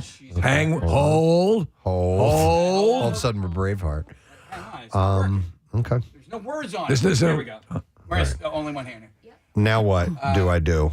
It's turned off. All right, now I'm going to turn this back on. Damn. Okay. Any moment now. All right, let's try this again. All right. Hi, guys. Can you hear us? Nope, we got nothing. Nothing. Okay. Oh, All man. right. Sorry about that. I don't know what's going on. I want to bring up to you guys. I think the saxophone is probably the sexiest instrument. I would agree with you. Yeah. Do you know what I'd say? What? The Vajuba. The Vajuba. I don't even know what that is. Yeah, it's a large wind instrument. The Vajuba. I would say the Vigiano. No. All right, so I'm trying to get word from Marissa as well, so it looks like it's not happening. That's too bad. They were going to ask us, and maybe you don't know this, but sometimes they'll let us know ahead of time what we're going to talk about. But apparently there's, is today National Saxophone Day? National Saxophone Day, which I believe is, I would say, is the sexiest. Yeah.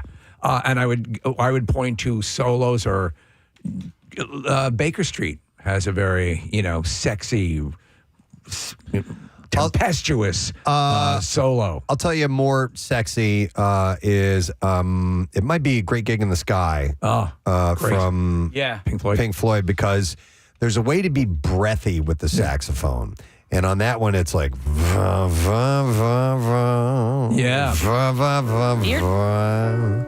It's great. Okay, so you're talking about the sound because I was thinking of like someone playing it because they all look like they're going to die soon. Something you can make love to. Like they're going to do what? Like they're going to die soon. Like they are putting their all into it. Yeah, you can move around and make sexy gestures. Our romance music that we use quite often, Casey, is from Blade Runner, and that is the saxophone. That is the saxophone. Hang on a second here. Is this, I love this. This is a great song. I think this is the one with the saxophone. Kathy, let's do an oil pull together. Okay. Before she gets into the big vocal thing, I may be wrong on this. I don't know. I need to spend more time with Dark Side of the Moon. It's been a long time since I've sat down and Put oil in your mouth is the dumbest thing I ever heard. And then blowing smoke up your ass, turns out that's a real thing, I tell you. Oh my God. I might be thinking of the wrong one, but it does sound like No, there this is a would be great- it, right? I'll actually listen to this album when I work out. You like I know. slow songs when you work out. It's pretty wild. Yeah, it's weird. Here we go. Maybe this is it? No. No, it goes right into her singing. It's the lead up to that. It's the other song. But anyway, yeah. Us and them. Us and them? Us. Yeah, that's it. But I think that the sax is definitely the sexiest instrument. All right. Glad we cleared that up. We did it. All right, nice. Let's do the bizarre file. Here we go. WMMR presents Preston and Steve's Bizarre File. Brought to you by Monster Mania Con 61 this weekend. The Greater Philadelphia Expo Center in Oaks with Gina Davis, Alec Baldwin, Eli Roth, Paul Reiser, and Steve Morrison. Me! Autograph collectibles and more at monstermania.net. That's where you can get the tickets. They are on sale now. Well, a couple who celebrated the 4th of July and forgot about the cases of beer in their garage were reminded where they were stored after their pet pig had a party all to herself. Wow. Morgan Mullins lives in Gill, Colorado, and is a proud owner of Strawberry, a 7-year-old Juliana pig, whom she described as the love of our life. She said her best friend, she said, is a duck.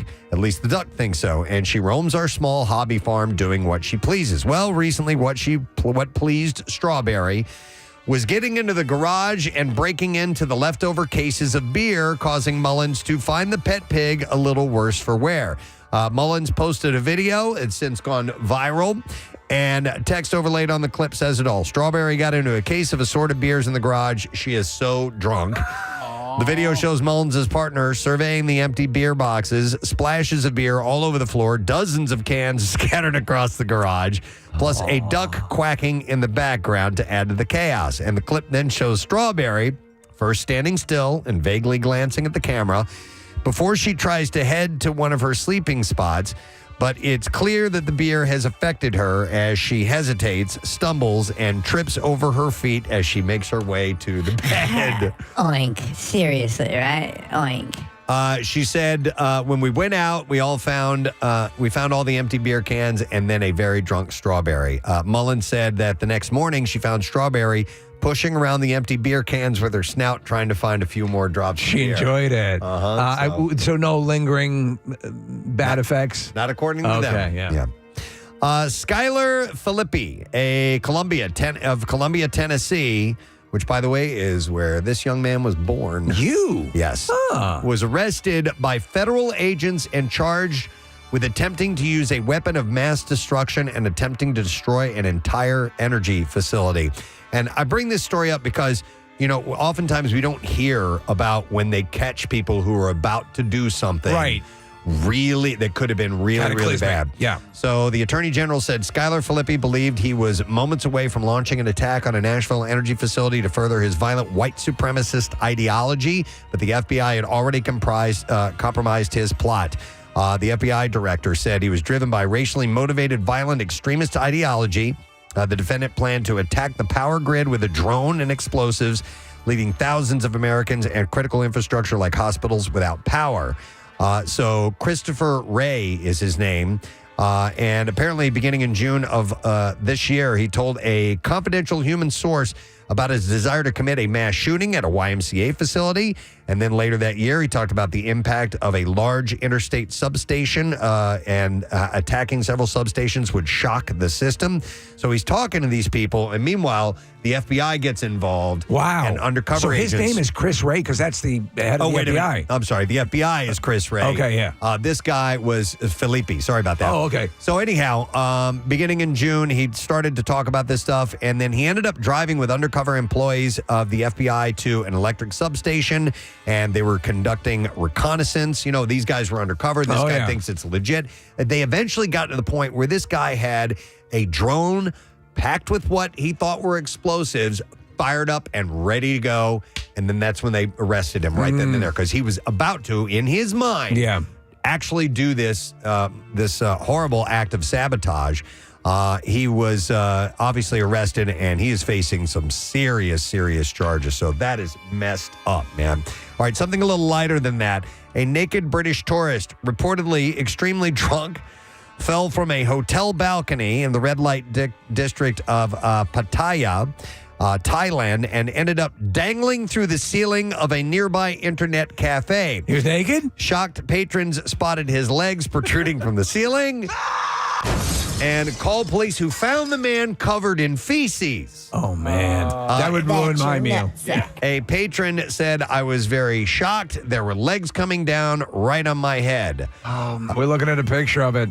The tourist, it's hilarious. The tourist believed to be from Blackburn, England, was taken to the hospital with minor injuries and to sober up. Police later inspected his hotel room, finding it smeared with stool. Is that crap on the back of his leg? The police lieutenant said, yeah, it is, Steve. He said, we have some ideas about what he was doing. Oh, my God. Adding that the man would need to speak to the hotel to negotiate the bill. Yes, I want to settle my bill. I'm going to settle up here. You'll notice it's covered in poop. Had an in-room movie, some room service, and I fell through the ceiling covered in poop. Yep. So this guy is arrested and going to jail. Empty cans of air from Italy's Lake Como are now being sold to tourists for $11 each. Oh, man. The cans decorated with an image of the lake are available at local shops and restaurants. The perfect gift for morons. A consultant for the marketing company behind the idea, David Abagnale, said, we wanted to create a reminder that people can easily take home in their suitcases. The souvenirs are targeted to American tourists who are visiting more frequently ever since actor George Clooney bought a villa there. A record records 5.6 million visitors came last year. However, not everyone is impressed.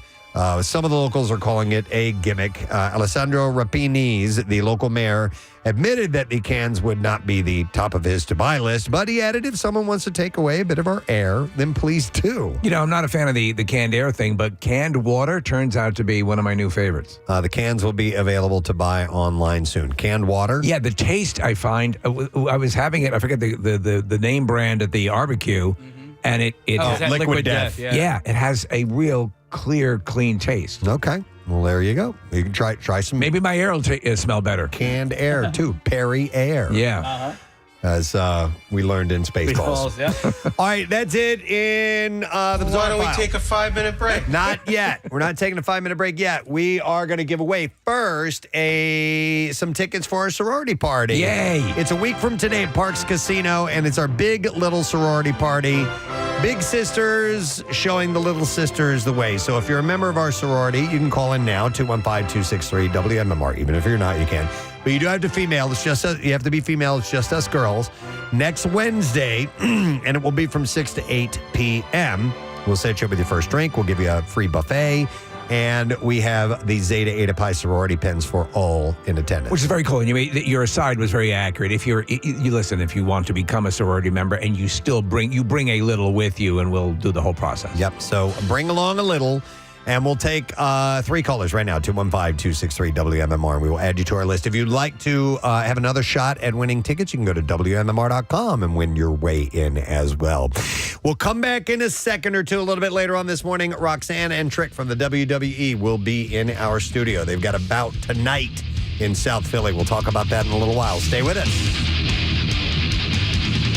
Preston and Steve.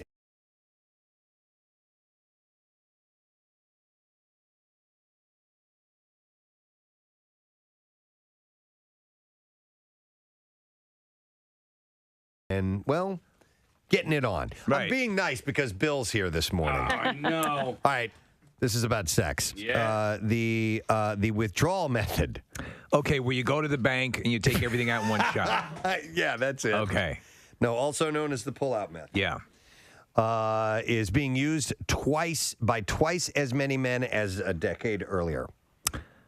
Is a form of birth control. Yeah, it is the most. It is a risky proposition. Oh yeah, and, absolutely. That's I don't know if that's not good news. Listen to this. While 10% of unmarried men between the ages of 15 and 44 used this form of birth control in 2002, that number jumped to 19% in 2015, according to the Center for Disease Control. Bursts. Yeah, but the use of condoms is on the rise, but still only a third of men wear them. In my condom days, my brand, purchasable at the local mobile station, Bareback. Bareback? Yeah. Really? No. Wow. I was a Trojan guy. I went with the most popular product. Trojan brand. That's right. Do they still have the machines in men's bathrooms? I haven't seen them in a long time. Yeah. Well, the dispensers you're talking about. Yeah. Because I on the weekends I work as a lot lizard. It's good to know that those are there. Yeah. You sure you're a woman? Yeah. I have on rare occasions seen them before, Case. That's where I saw them for the first time as a child. There was a bar across the street from our swim club. Go buy Daddy some condoms. And no, but I didn't know what condoms were. I just knew that they had a machine there. Yep. And so I went over there. I bought some out of there. I bought a French tickler and a regular one. I was going to ask if they had French ticklers or not. Yeah. And then I brought it back to the pool and I inflated them like they were balloons. Of course. And there was like an adult who was like, dude, what are you doing? I'm like, what is that? Want to have a pool party? I've been waiting for you. This is a dream come true. According to Planned Parenthood, about 27 of 100 women will get pregnant with her partner when her partner uses the withdrawal as control. Comparatively, only about 9 out of every 100 women on a contraceptive pill will become pregnant in a year. Have you ever seen just one fireman on a hose? That's kind of what I'm like. So with the whole withdrawal thing, like I have no control. Okay. Yeah. You probably took it one level into the uncomfortable Bill area. Yeah. About exactly how you discharge. Dude. Okay. We're going to move along now to something else. So we do support our local firefighters. Of course. Yes. Of course.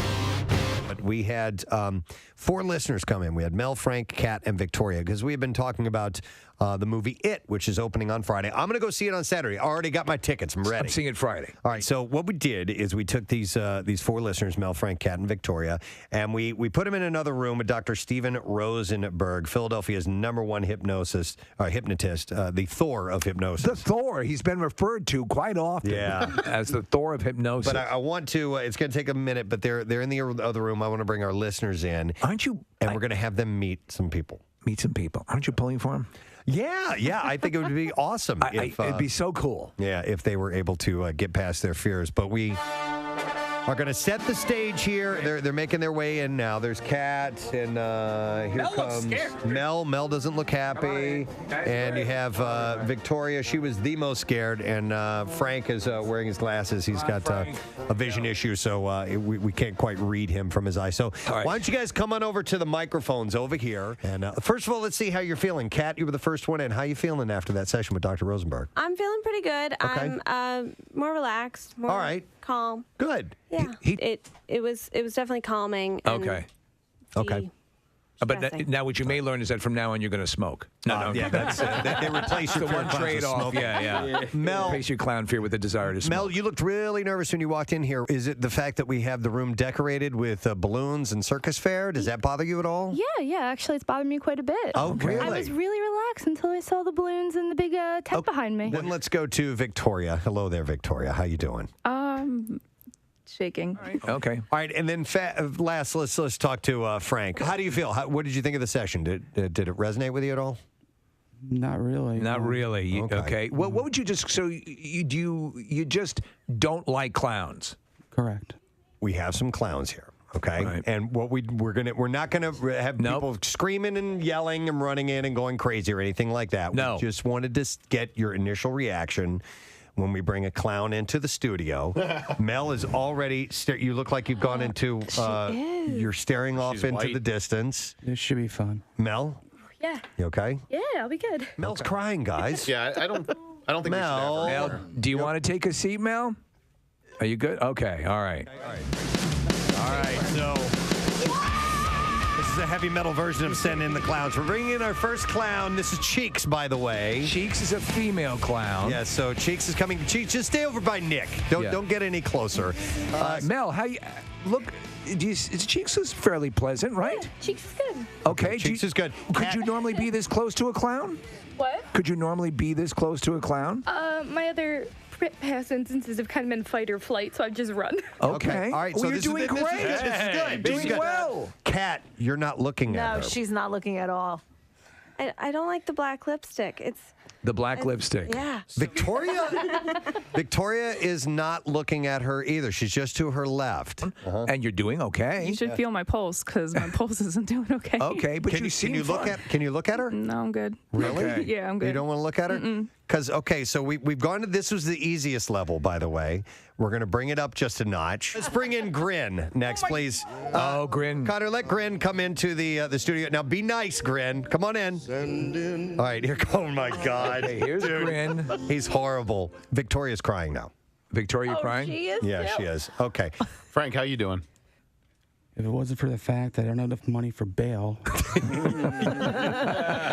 I'm okay. It's wild that his reaction is to attack. Attack. I can see that, though. All right, so what we're going to do, we're going to bring in our last clown, and we'll do this quickly, and then we'll get them out of here because I think it's getting to be too much. Yeah, for these and get guys. the So assessment. All right, let's other bring clowns, step Carnage. back. Let's bring Carnage in. Carnage is he's the head honcho, and he is not only is he wearing the bib overalls, but he also has a chicken hanging around his neck, which he was squeaking. And Carnage, come on over to the microphone. How you doing, man? Good. How's it going, guys? Good. It's good to see you as always, sir. It's kind of tough to miss these guys when they show they're up. awesome, and they're believe it or not, at the camp out a lot of times, kids will come up to them because they think they're so cool. So you guys hearing them speak in normal voices, does that make a difference? Yeah, no, I'd say definitely hearing them talk is one thing, and just physically seeing them and hearing like sound effects is another. So that horn like triggered me.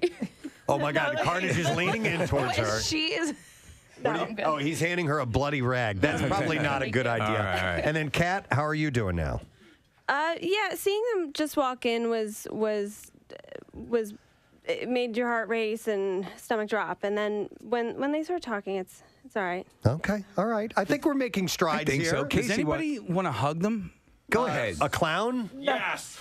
Mel is saying no. Don't let Victoria Frank say do no. it. Kat, would you be open to a hug from one of these clowns? I'll hug a clown. We're breaking down barriers here. All right, Kat. No, let's not have them. No. over. You come up. You go to the clowns. All right, There we go. so we're gonna a group hug. Look at this! Wow! Get a picture of this. This is wonderful. It worked. That was special. Victoria. Okay. All right, Victoria. All right, Victoria. Mel, you don't have to. Don't worry. No, Mel, you're fine. All right, so Victoria's getting in. She's actually smiling. Feels so And comfortable. she's closing her eyes at the same time. So we're going to get a really good picture for you. Let me ask Mel, would you like to do it or no? Sure. All right, she's diving in. She's going to do it. We're making friends. We're making friends. This is a beautiful thing. Mel, look at Mel's face. You're on, doing Mel. a great job. Oh, yes. That was huge. All right, Frank, we're not even going to answer. Yeah. Unless you want to volunteer that. Yeah, you probably don't, do you? No. Okay, he doesn't. All right. Oh, my Is this God. real? Are I you don't- really doing that? Yeah. Oh, my God. That's Very good. Awesome. I love that. Let's hear it for Mel and Frank and Kat and Victoria. They did wonderful. Fear of Clowns. Getting over it right here on the Preston and Steve Show. Yes, we have from the band Fozzy. Let's give some love, ladies and gentlemen. Chris Jericho. Is here. Studio audience here, a live studio audience. Yeah. This And is great. And a lot of people were excited and came in here very specifically just to say hi and see this interview in person. Well, it's great, and thanks for having me on. You must be like first I'm on the phone, then I'm here in person.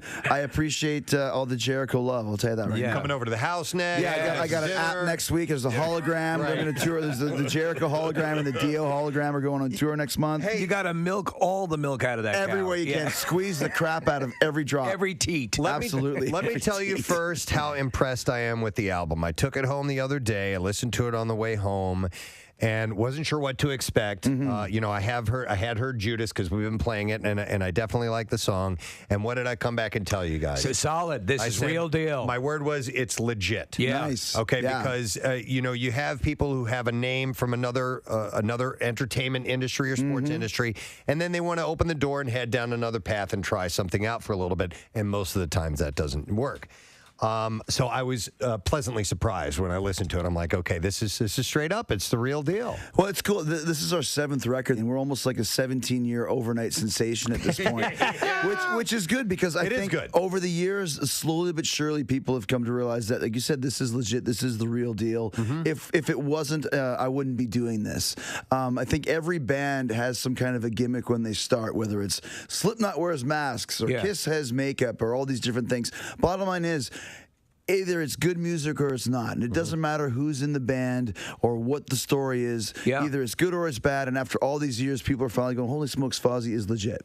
They make a judgment just because I'm in the band. I think sometimes we have to work twice as hard to get people's respect because of that. We don't mind. Yeah. When Thank you very much, Kath. Let's see. A reminder today, Glappy Hour is indeed happening. It's Steve, Casey, and Marissa who are going to be at the Roxborough Acme from 4 to 6 p.m.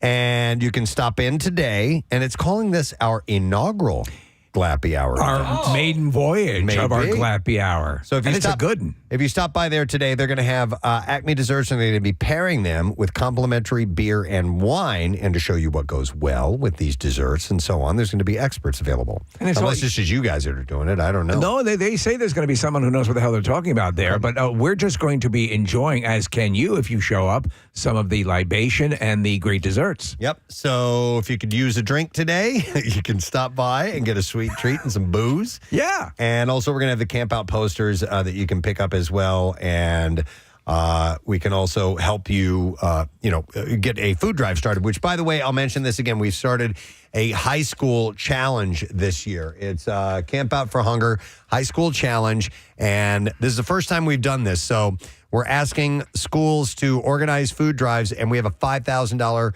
prize to win, courtesy of College Ave, which is a better way to pay for college. And all you have to do is bring down at least 500 pounds on behalf of your school, and you'll automatically be entered for that $5,000 prize, and that can go towards anything that the school needs. If it's a special initiative or a prom that it helps pay for, or your senior trip and things like that. So the school could certainly use the funding. I think it's tremendous, yeah. Yep. So just a heads up on that. Casey. Yes. We're going to the Just Saying Institute. Okay, I'm ready for you, bro. All right, let's do that right All you now. can Here we handle. go. Thank you. Casey supplies my music, so. The Just Saying Institute, home of the Kathy Romano Film Festival, showing only the Titanic and Dirty Dancing. Yeah, and Grease. All right, well, we do have to have some entertainment for the downtime at the Just Saying Absolutely. Institute. So we dive into the world of scientific studies and medical breakthroughs and things like this. And I saw this. This is interesting because when I read it and I thought about it, I'm like, you know what? I do this very thing. So when you're chatting with someone who it's hard to read, sometimes it can be difficult to read what they are thinking, and that is a bit of a nightmare. You have no idea what's going on in their head, or perhaps you're presenting something in like a job interview or something like that. And You're talking about body language? Yeah, and you can't tell if an employer is even interested in what you're saying. Right. They might have already decided it's a no, but while they might not be saying anything back to you verbally, they could be saying it with their body language. And an expert has explained a fingertip clue that can help you tell what someone is thinking just by looking at them. Her name is Adrienne Carter, qualified facial action coding system coder, a.k.a. a body language specialist. Okay. So there are various subtle signaling of a person's fingertip placement. Ooh. Are we talking the middle finger? Nope, not the middle finger. And Not this that. is if they're disinterested or have already made up their mind that they don't like what you're talking about. Yes. Interesting. So she is sitting facing at a camera, and she says, notice where my hand and my finger is on my face. So she's sitting at looking at the camera, and she has her fingers bent while her index finger is stretched out going up her face from her jawline. It's kind of like you formed an L on your face, like this. Yeah. Okay. So very common. Yeah, it is.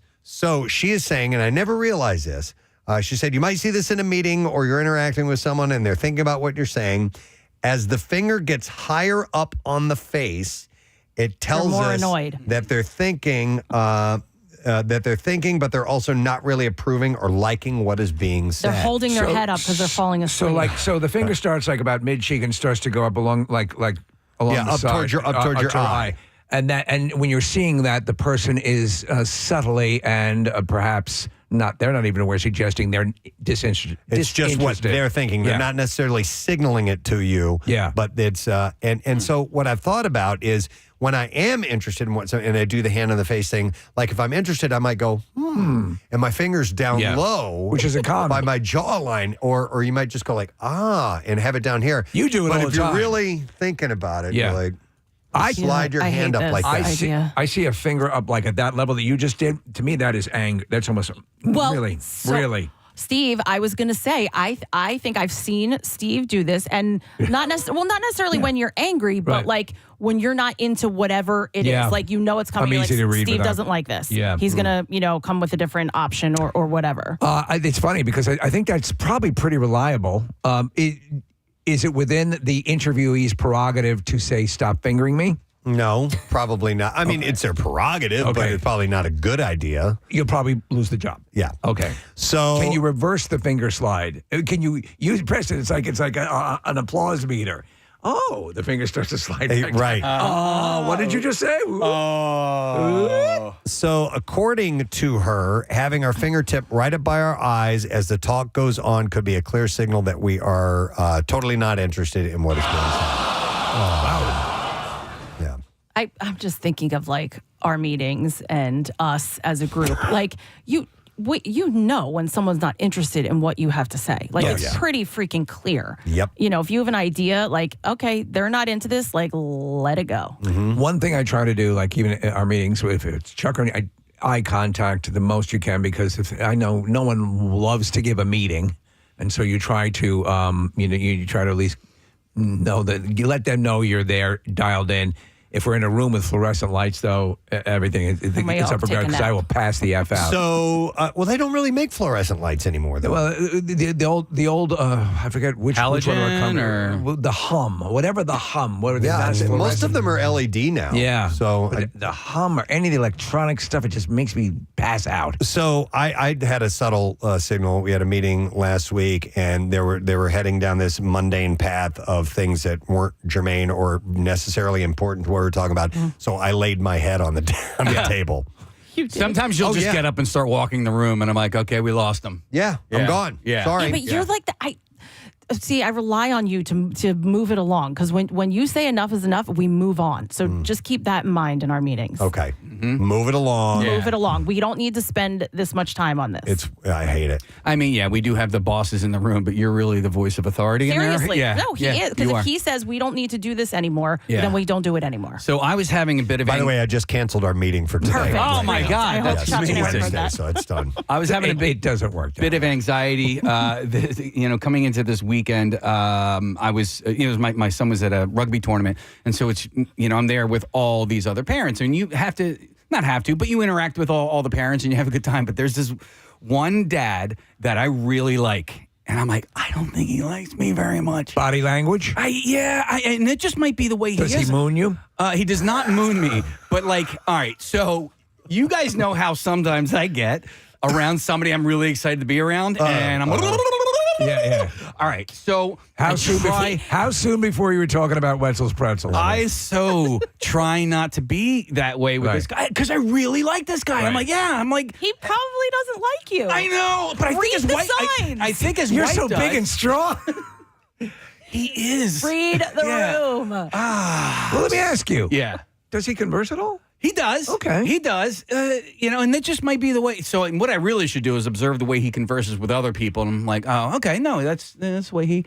Maybe that's just his way. So we had an interaction on Saturday, and then we had to be around each other on Sunday. And I swear to God, I felt like I was a girl in high school. Okay, so don't go crazy on Sunday. Just be normal. Dude, wouldn't you know it? I take my shoes off to show him my pedicure. Like, what are you doing, you idiot? Let me show you my pedicure. Well, I mean, he was part of the conversation. Have you ever seen an anal wart? The conversation was about manicures and pedicures, and I was talking about mine. But so was it a deliberate attempt to try to get him to like you, to get him to warm up to you? No, he was just part of the conversation, and I was talking to the ladies about, manis, petties, and stuff like that. And I talked about I actually bring my own shade of green with me to the salon because I don't have the shade that I like. Eagles green. It's a nice Kelly green, and it was a Kelly green day on Sunday. And have you? Yeah, I did the Casey thing. What kind of shoes did you have on? I had like a Adidas shell top. Oh my God. So you had to take the sneaker and the sock off to show. And then I chose a sock that had the hole in it. And I'm like, don't judge the hole in the sock. Like it wasn't just a sandal to Okay. slip Oh, I off. thought it was a sandal. No. Isn't it funny though? At we're deep into adulthood. I'm almost 50. I'm 56 years old, and it's so funny how disappointed I can get when I find out, oh, you don't like me as much as I like you. You know what I mean? Have you had that happen? Oh yes. Absolutely. Oh, God, why don't you just say, screw you? Some people, because I'm not like you. You know, I mean, some yeah. people don't care.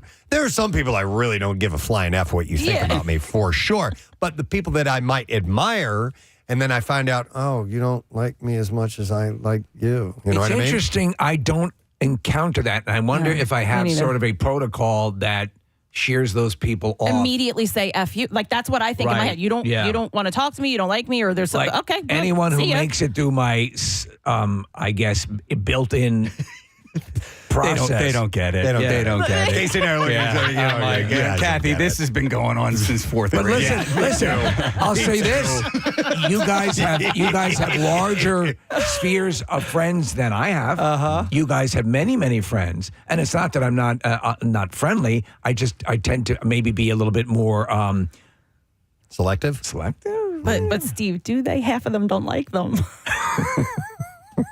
That's right. I'm sorry. I'm so sorry. I'm so sorry. I didn't They hurt your just feelings. think they're their friends. Right. Well, I think that point you're making, Steve, is a really good one because, like, Casey and Preston, if you guys are going, I am not immune to the feelings that you're describing, and when I feel that, it's hurtful. But what I've tried to learn how to do probably over like the last decade is revert back to the friends that Steve's alluding to, and know that in my group, in my tribe, there's this level of comfort that those guys accept me no matter what. Right. And if this new person who I'm trying to show off my pedicure toes to doesn't like me, I'm gonna that's his loss, you know. And like I'm not really making fun of you. I'm just joking. Tell me this anal wart doesn't look like Teddy Roosevelt. But I listen. I get your attempt, Casey, because you are a really likable, lovable person. Yeah. And when it's met with rejection, that rejection hurts. However, there are plenty of other people who already love you and accept you. So just take this guy like. Casey is what they call a friend collector. Yeah. He's a friend collector.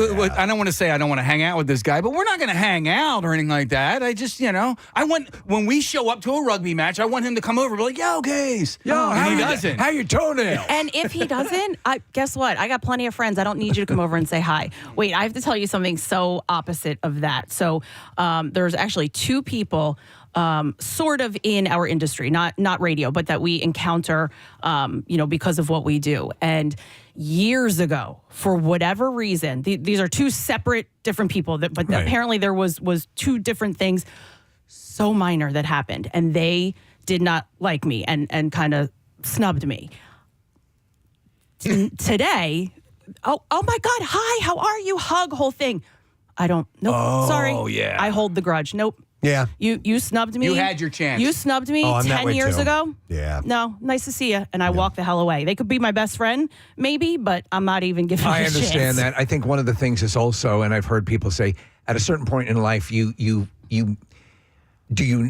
need more friends? Do you in other words, it's I don't even have time for my friends as it is. So you want the friends that you have to be, the ones that you spend the time with, you create memories with, and then do you need to keep adding and adding people? They're not going to. Who has 200 best friends? They don't. Casey. Casey does. But that's not the need. Yeah. The need is to be liked. Right. It's not the need for new friends. It's to be accepted. It's to be liked, and for everyone to like you. And so that's a level of insecurity or whatever. And believe me, this is something that we're trying to uncover in therapy. Good. But my therapist hates me. So, Jesus, this guy won't shut up. Does your therapist sit there like this most of the time? No. God But damn. This guy's prattling on. I don't want to see his toenails. I was seeing my therapist for, a couple of years before. We're going to have to end this. I finally went and I was like, okay, here is the truth about me and everything and blah, blah, blah. Yeah. I'm like, it was like lying through omission almost. But, Right. but I told her, I said, I wanted you to like me. And that's why I left. I'm the receptionist. That's why I left out, certain, bits of information because I thought maybe she wouldn't like me. And I said, but I'm not doing myself any favors by that, right? knew Like, that. So the therapist is the one that you are supposed to, because you do yourself no favors by obscuring things. You wanted Bill to like you. And Who, Weston? our old boss, yeah. I don't really care anymore. Well, Just kidding, Bill. Fulham too. Fulham liked everybody. Yeah. Bill didn't like everybody, and that's okay. That's Bill's No? prerogative. No, well, but here's what Bill I'm did. kidding. Bill drew the line as a boss, and for him, I think Bill's intent was, I'm going to be your boss before I'm going to be your friend, which is probably It's a smart thing. A smart move for a boss, right? It always ends up being an issue if Right. you are. Hey, it's like the cool teacher. Hey, Sure, but Yeah. Casey took it personally. You did. Okay. You guys never thank went you for to telling the, me how uh, I feel. No, you wanted Bill to like you, and so you took that line of him being boss rather than liking you. Nah, I disagree. I'll but tell you this: of yeah, all we'll of the have to leave people it in there. the studio, Casey's the only one who's seen his balls. I've never seen him. Fair enough. I've never seen him. But see, on the other end of that, I don't know about Casey's situation, but I think you're right in the assessment of Bill, and he was the same way towards me, and I was like, yeah, go ahead, blame it on me. You know what I mean? Like, Yeah. I didn't care if he blamed something that Preston said on me because we made it a joke and it was funny. And was fun. It also was not my fault. Right. Yeah. You know what you know. All right. Well, we went a little deeper than I thought we were going to go on this. I blame you. Session. It is a therapy session. I like it. But if you see someone holding their, and I was doing it on purpose earlier, Kathy, while you were talking. But you have your hand, and if your index finger goes up by your eye, you might be unwittingly signaling to someone that you don't care or you don't agree with what they're talking about, or you don't like them. What if the person you're interviewing with takes their two fingers and jams them down their mouth? Yeah. All right, I have another thing, and this one's kind of interesting, and it can be work-related, school-related. So missing a deadline has more complex consequences than you might think. Researchers at the University of Toronto found out that if you submit a piece of work late, people will think that it's lower in quality than if you were to submit the exact work on time or early. And this is because missing a deadline can prompt others to view you as less competent. And therefore, your work must also be lacking as well. They'll put the two together. It's a natural perception. It isn't, as we know, always the case. But researchers surveyed, and there's some interesting details here. They surveyed thousands of people in the U.S. and U.K. across 18 experiments and studies, including managers, executive human resources personnel, and others whose jobs include evaluating others. They presented participants with the same examples of work, including advertising flyers, art, business proposals, product pitches, photography, and news articles, and then asked them to rate it. But first, they mentioned whether it was submitted early, right at the deadline, or late. And respondents who were told that it was late consistently rated the work as worse in quality than those who were told the same work was early or on time. Was this quantifiable stuff? In other words, not things like data reports or things that could be judged as whether or not they were actually done to appropriate standards. They didn't indicate that. I didn't know if it was creative stuff, but so it says everyone saw the exact same art contest entry, school submission, or business proposal. So so there you go. A variety of different ones. But they couldn't help but use their knowledge of when it came in to guide their evaluation of how good it was. The study also finds there isn't much benefit to submitting work early either, since evaluators tended to rank work submitted before and at the deadlines as the same quality, meaning there's no boost on the evaluator's opinion on an employee who submits work early. As long as it's on time, you're good. So late submissions made evaluators rate work about as negatively as work that had objective shortcomings in quality, such as not meeting a word count, basics like that. So even though it may have been all correct, the fact that it came in late, it is therefore lower in quality. I think I might do that as well. I think, why couldn't you get it in by the deadline if everyone else did? Furthermore, it didn't matter how late the work was submitted. Work submitted a week after the deadline caused both the employee and the work to be viewed just as negatively as work that was 1 day late. And that remained the case if the employee gave their manager advance warning that they would miss the deadline. Even for an employee with a history of getting their work in on time, one missed deadline still damaged their competence and integrity in evaluators' eyes. A missed deadline also led evaluators to believe an employee had less integrity, and they reported they'd be less likely to ask that employee to do other tasks in the future. Yeah. and this could limit an employee's opportunities. However, the reason behind the missed deadline did matter. Researchers found that if it was due to forces beyond an employee's control, such as jury duty, evaluators didn't end up with as negative a view of the employee or their work as they did when the reason was one within their control. What about alien abduction? That would, I would think, that would be excusable. Right. Researchers also found the negative effects weren't as severe if the deadline or work were framed as not particularly important. So I forgot wouldn't hold water. No, I don't. Oh, I forgot about that. Sorry, I forgot I was an accountant. Communication around deadlines is vital. They said if it's a hard deadline, you as just a man, calling to let you know I forgot. if it's a hard deadline, you as a manager should let your employees know about it. If the reason why you missed a deadline was beyond your control, you should let the employee should let the manager know. That seems to be one of the few instances in which people cut you a break. Yes. Oh, that all makes sense. Yeah. Yeah. It is interesting, though, how we perceive that. I think we've all missed deadlines here and there. You know, mine was an alien abduction. But the takeaway from it is even if it's of appropriate standards, if it came in late, it's going to be viewed as below standard. Because when you're asked to get something in by a certain time, not only is the thing you're delivering the important thing, it is getting it in by a specific time the important thing. And I guess maybe the bridge to this is that, well, if you got it in late, you must have rushed to get it done, and therefore you haven't done it thoroughly enough. You know what I mean? Yeah. That's my assumption. Or I was so meticulous that I took extra time. I don't know if they think about that. Huh. All right. I was so meticulous, I forgot. Yeah. What about you have the deadline? You know that you're not going to be able to meet the deadline. What about letting somebody know, this person know that, listen, I'm not going to be able to get this done on time? They said it didn't matter. That doesn't matter? Unless it's something that is beyond your control. What if you set up a coworker with something like, I found kiddie porn in his desk? Oh my all right, God. hang on. Yeah. Okay. I don't know if they... Oh, and by the way, I'm going to be week late on that report. Yeah, Smithers has a whole bunch of porn in his desk. I think it's like snuff films and stuff. I'm going to be a week late with that report, by the way. I don't know. I don't know if they what about Smithers? Factored that in or not. Okay. All right, let's go to another one. Let's see. We're going to go to the medical world. Officials are raising the alarm over a highly contagious fungal infection that is increasingly spreading through sex. Doctors wrote in a CDC report last week. It's about time. I'm just getting bored with the old STDs. They found that ringworm, a common mold-like parasite that lives on the body, is now being found in people after sexual contact.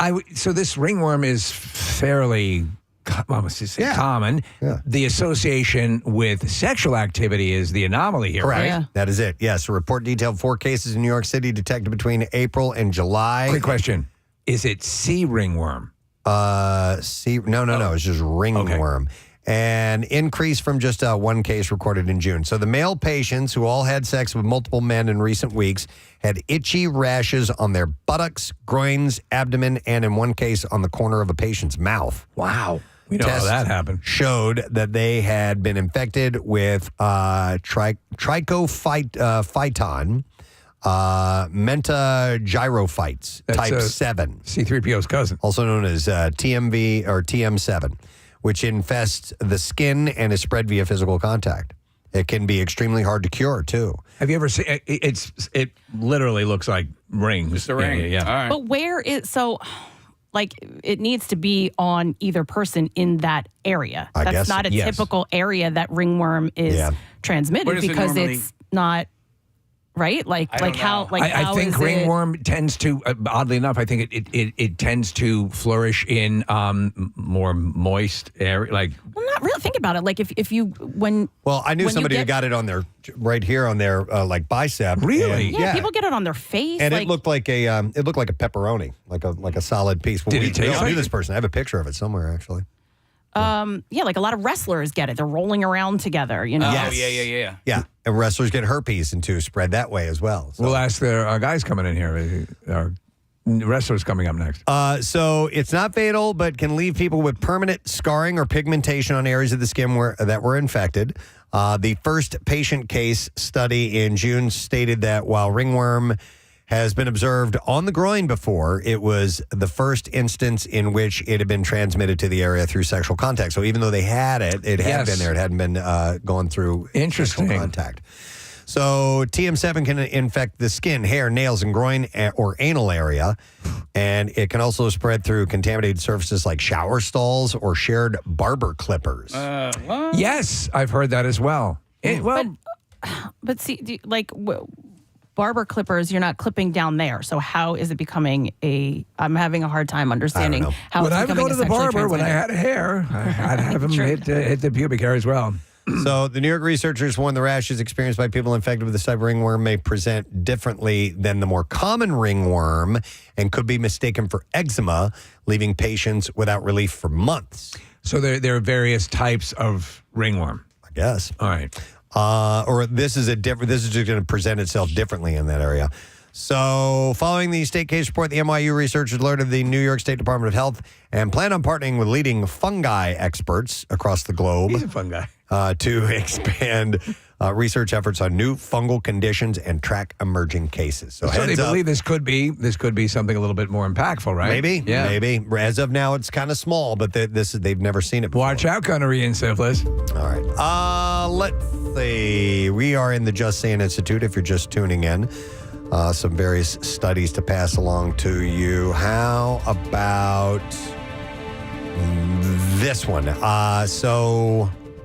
Traces of cocaine discovered in mummified brain tissue reveal that Europeans were chewing coca leaves, possibly for medical or recreational purposes, in the 17th century, 2 centuries before the earliest known documented use of the New World plant in the Old World, a new study finds. Wasn't cocaine part of the original Coca-Cola recipe? Yeah, the coca leaves, I think, had something to do with that. Yeah. All right, hang on. I should know this.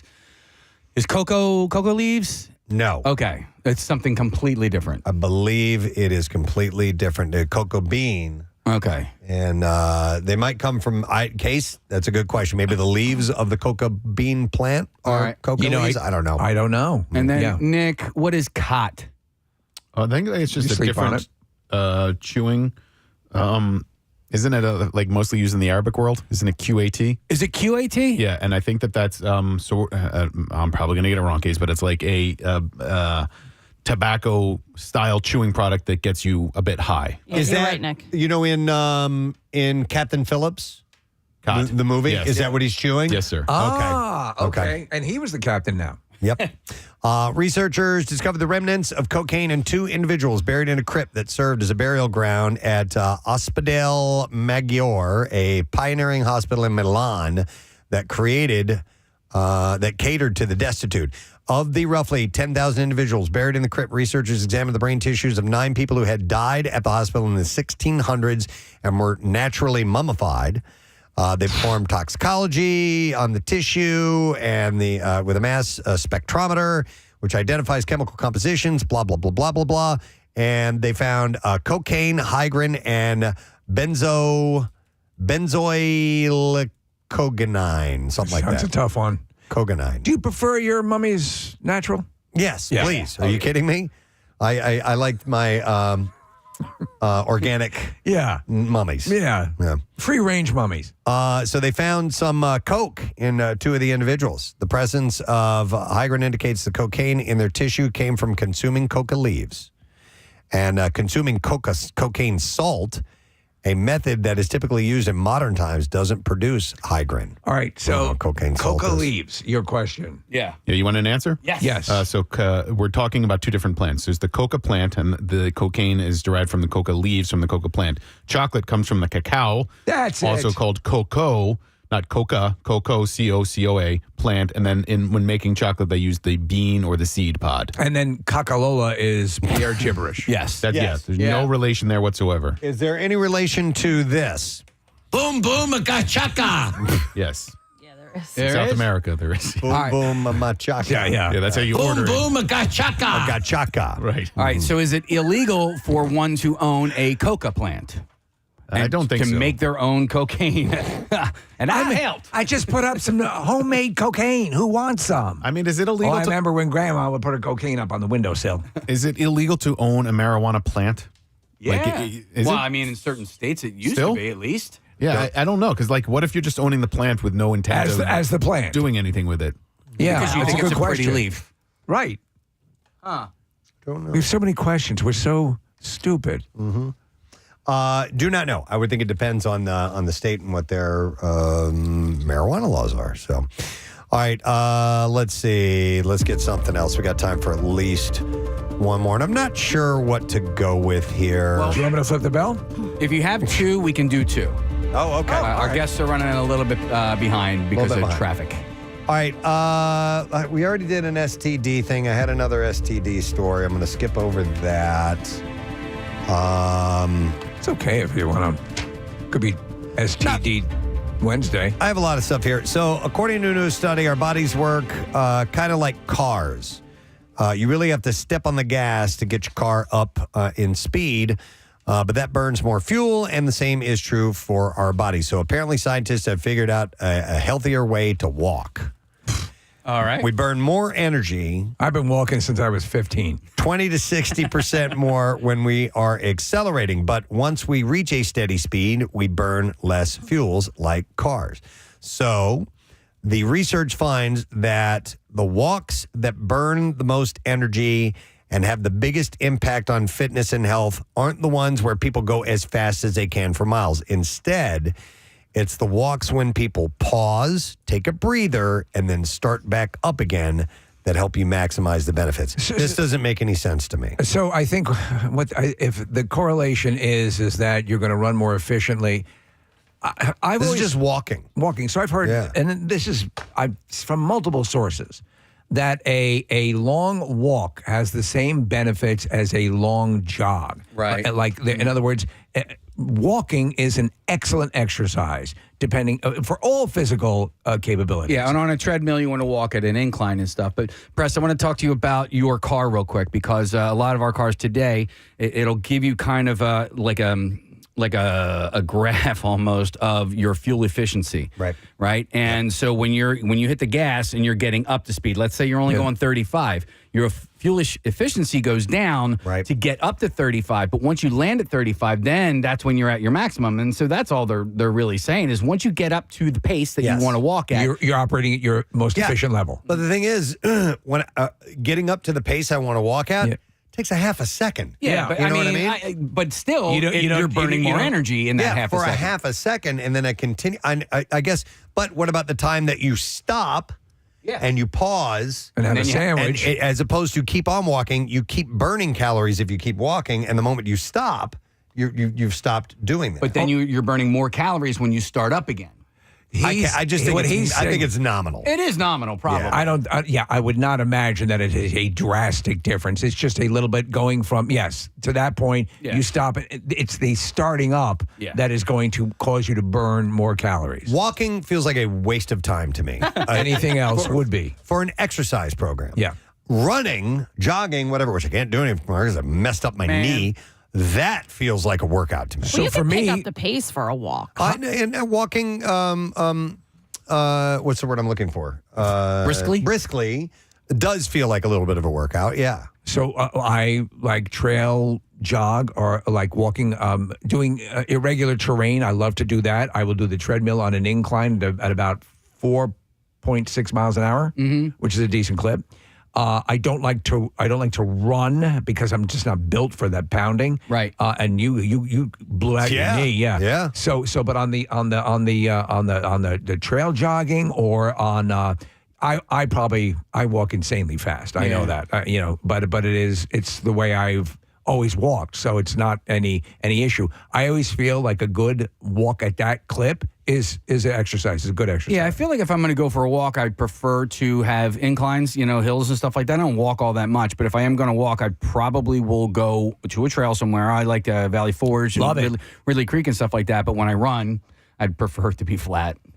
Yeah, it's just, sure. it's easier, and I feel like. What about down the shore, like for running? In the sand, like Rocky III. Best place to run because everything's so flat. Everything's flat. Yep. Yeah. Yeah, it's so great. And what about for you, Casey, for biking? Because there are so many biking options down there, but there's trail biking around here and things along those lines. Yeah, I too. don't do trail biking just because I'm nervous about falling off. Like my buddy, dude, he was riding over like Haverford Preserve or Reserve in Haverford College, and he freaking he hit a rock. He's like, dude, I've hit a rock this size 1,000 times, but this particular day he hit it at the wrong angle, fell off his bike, ruptured his spleen, broke his arm, gave himself a concussion. So that sort of stuff I want to stay away from. I'd rather just worry about pedestrians and motorists and stuff like that. And then I also like to ride down the shore because there's less inclines and there's more consistent pedaling than, going up an incline and then you get to ride down and you're just coasting at that point. Okay. All right. Well, anyhow, that's what they say. As this study says, is it's better for you to stop and start walking again. What type of walking is best when you have genital ringworm? A nice stroll. Yeah, I think you don't want casual. Yeah. All right, one last story, and we'll go with this. This is really weird. We haven't delved into the animal community in the Just Saying Institute this time around. So researchers reported the first known infection of an exotic eye worm in a black bear in the U.S., which was killed in Pennsylvania in November of last year. The bear had at least 13 adult parasitic worms pulled from its eyes, and the researchers identified them as invasive, potentially blinding species called Thelazia calipeda, which was only first detected in 2020 in the U.S. The bear's infection shows that the worm is rapidly expanding both its range of potential hosts as well as its geographical foothold in the U.S. Are we suggesting a possible jump to humans? Not yet. No. All right, but bear humans. In all, the finding implicates exposure risk. Implicates exposure and risk for transmission to threatened and endangered species and direct or indirect risk. Oh, wait a minute. For transmission to humans and domestic animals. Oh, man. Son of a bitch. You're going to have eye worms. Ew. T. calipeda is... Can you believe I had friggin' eye worms? ...is a nematode previously known for spreading in Asia and Eastern Europe, where it plagues carnivores, rabbits, and hares, rodents, and primates, including humans. But it has recently undergone a swift and massive expansion in its range, including Western Europe and North America. 6 gerbils, 2 cats, a hamster, and a rabbit. The initial 2020 detection in the U.S. was in an eye of a pet dog in New York that had no travel history. Since then, it showed up in at least 11 dogs in New York, New Jersey, Connecticut, and Nevada, and 2 cats in New York, according to the study. My dog has a travel history because she is a saleswoman. Oh, I didn't know that. Nice. Sells for Lancome. In the new study, the UPenn researchers noted that the adult female bear with the infection was legally harvested in Monroe County. The infection was detected as it was being processed for taxidermy. Wow. Man, oh, man. Yep. What do you do so the other side of the story, what if you spend all this money to taxiderm, or I assume that's how you say it, your bear that your black bear, and you find out it has eye worms. Yeah. Do you get a full discount? You would think you'd get a partial discount, at least, on the eyes. Do people taxiderm their dogs and cats? Yes. Okay. Yeah, from time to time. I don't know how hard it is to find someone to do that for you is. Right. Our taxidermist, I forget her name, who does this, called in and said, I believe she's had 1 or 2 people sort of immortalize their pets that way. Okay. I don't know if that would not work for me. Let me see here. The fruit flies roll. You know how the fruit flies roll. No. It transports this T. calipeda and also helps it grow as well. Not grow. Dave Grohl. Dave Grohl. What's he have to do with this? What's in it for the fruit fly? Why is he helping out? I don't know. Follow the money, Steve. Yep, follow the money. So, all right, the life cycle of the worm starts in a host eye. First, Dave Grohl pays them off. Where early stage larvae are released by the adult female worms and picked up by a male fly. Then the fly becomes infected, with the larvae going through 2 developmental stages in the fly's testes. These things are so small, it's in the balls of fruit flies. I mean, how much smaller can you get than the nuts of a fruit fly? When they're ready, the 3rd stage larvae migrate to the fly's mouth parts. Things a fruit fly has never heard. Look at the balls on you. Where it can be transferred to a new host. Guys, just last month, the United States Department of Agriculture set aside $103 million to fight exotic fruit flies. Wow. Coincidence? No, listen, here's the deal. There was a Nat Geo special about the fruit flies and mosquitoes and these smallest of things. Like, for example, we know the bubonic plague was spread by, fleas from rats. The smallest things that cause cataclysmic situations around the world. Yeah, the deadliest animal on the planet is the mosquito. Mosquito. Yep. Yeah. Yep. Son of a bitch. Ain't that something? Ain't some bitch. All right. That's all we have time for in the Just Saying Institute this It morning. was very elucidating. Enlightening. So we are going to take a quick break. I would like to remind you, though, about Marissa's appearance tomorrow night. She is doing... No, I'm sorry. It's you, Casey. Yeah. Thursday night kickoff with the Birds. And he's got tickets to give away at Jersey Sports Bar in Glenside. 7 to 9 tomorrow night, courtesy of Bud Light. And he's got tickets for the December 8th game against Carolina. And if you do win those tickets, you're qualified for the grand prize playoff tickets, conditional upon the Eagles making the playoffs this year.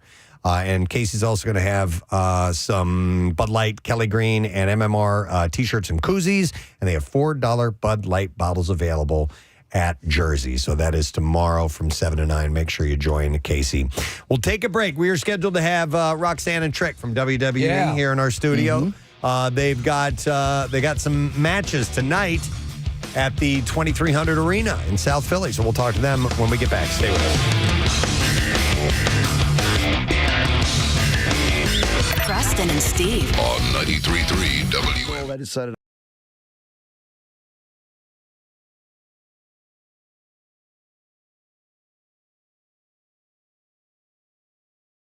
in a rock band and I wanted to be a wrestler. And people laughed me out of the building. I remember I went to church and told people, and people laughed me out of the church. Here I am all these years later doing both.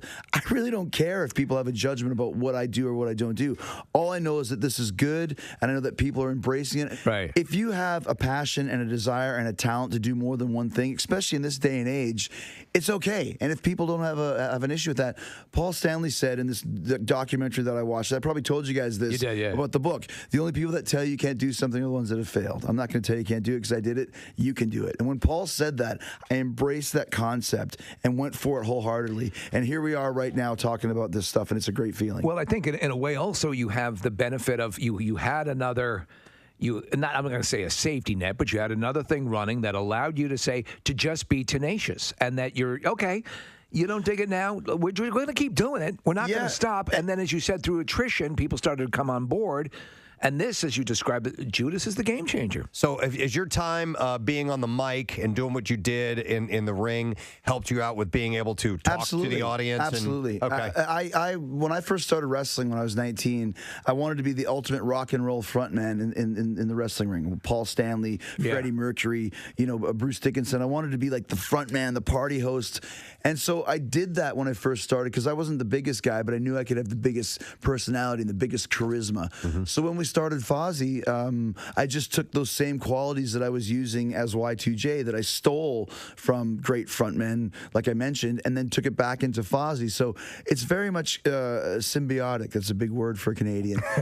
But it all depends on connecting with the audience, whether it's wrestling or music. You need to connect with the crowd and let them know that you don't take yourself seriously. You take the music seriously. You have to have a good time. And when we go do these festivals, there's not a lot of bands that do that. It's very aggro. It's very mosh pitting and stuff. And that's fine. But for us, just drink some beer and chant Fozzy and show your boobs, whether you're a girl or a guy. We don't care. And that's when you get the connection. Yeah. Let's, especially in this day and age with all the crap that's going on in the world, come to a Fozzy show, leave the BS at the door, and just have a good time, man. That's what it's all about. Well, that's it. And we've said this, at least the very nature of our show is that if, over the years we've heard other shows where it seems like they're pissed off all the time. Why would I want to listen to a show or go to a show where I think they're not enjoying what they're doing? It's okay to smile and laugh. I think sometimes the word fun and rock and roll gets lost in the translation. Those are always my favorite bands where you can go and just have a good time, man. That's what it's all about. And it's kind of a lost art, and it's something that we take great pride in. We have a reputation for being that way. Is if you come to one of our shows, you're just going to leave with a smile on your face, and that's okay. It doesn't always have to be growling and angst and anger. Go to a Lamb of God show if you want to do that, and that's fine. But for us, we'd rather have some fun. I know with all that going on, let's not take our eye off the ball here, folks. There's a new Miss America. They had in Atlantic City, obviously, is where the pageant takes place. So they had taken it away for like a couple of years, right? And then they brought it back. I just don't hear about it anymore. Guys, afterwards. We used to watch it. It was a big deal. It was a thing Years ago, it was massive. Yeah. And it's just now, I think internet porn took care of that. But we have a couple of clips from it. We have, do you want to hear the winner? Let's hear the winner first. All right. Miss North Dakota. Your new Miss America is Miss North Dakota.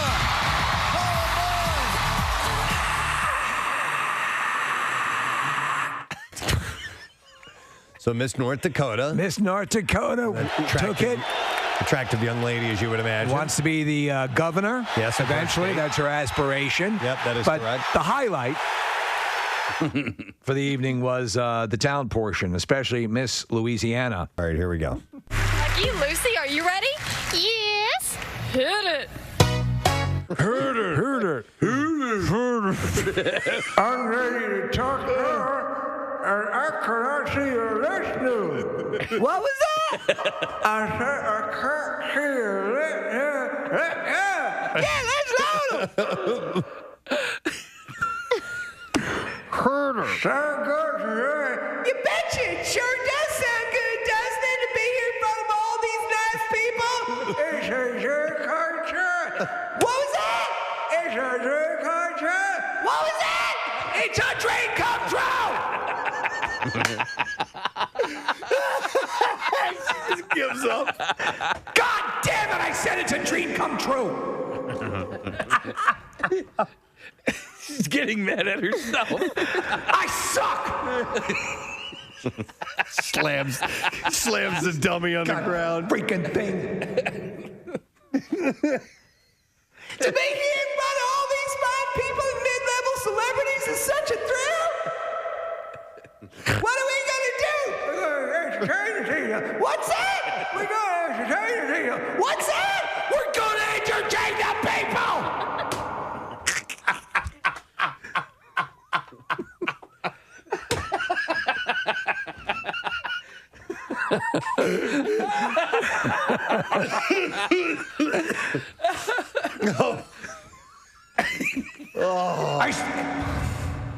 What I said is, if you just listen for a effing second, we're going to entertain the people.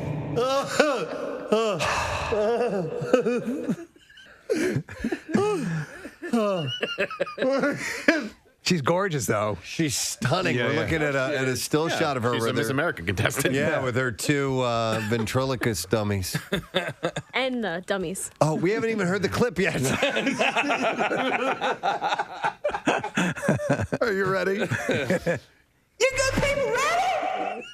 Lucky Lucy, are you ready? Yes. Hit it. I wanna be your cowboy sweetheart. I wanna work the road and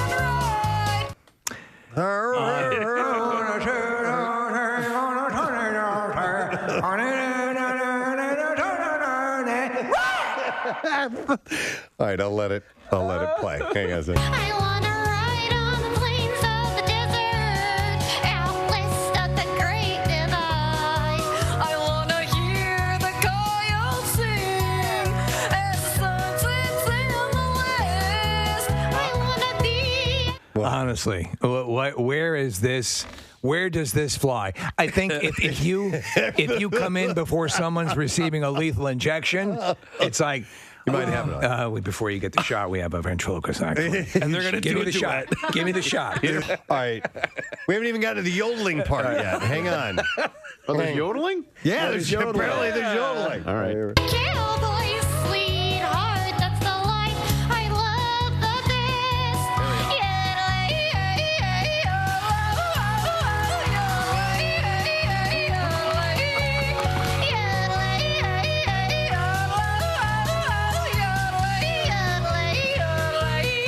Oh my God. At that very moment, half the judges were booking flights to Naples, Florida. Right. Wow, look at how hot she is. Super We're looking hot. at that video footage of her now. She's she's a stunner. And that's Miss who? That is Miss Louisiana. Miss Louisiana. Okay. Nick had sent me some information about this guy. His name was Xavier Atencio. And he invented Leopold the FBI cat? No, he did not. He was the Disney Imagineer who helped bring to life iconic theme park attractions such as Pirates of the Caribbean and the Haunted Mansion. And he passed away just this last Sunday, and he was 98 years old. So when I was a kid, for a brief period when I was in third grade, which would have put me, I would have been about 17. We went out to live in California for almost a full year, and going to Disneyland, the Disneyland. There was no Disney World at that time. Those attractions were. You, as a kid, you might as well have been transported to another universe. You couldn't believe it. Just mind-boggling.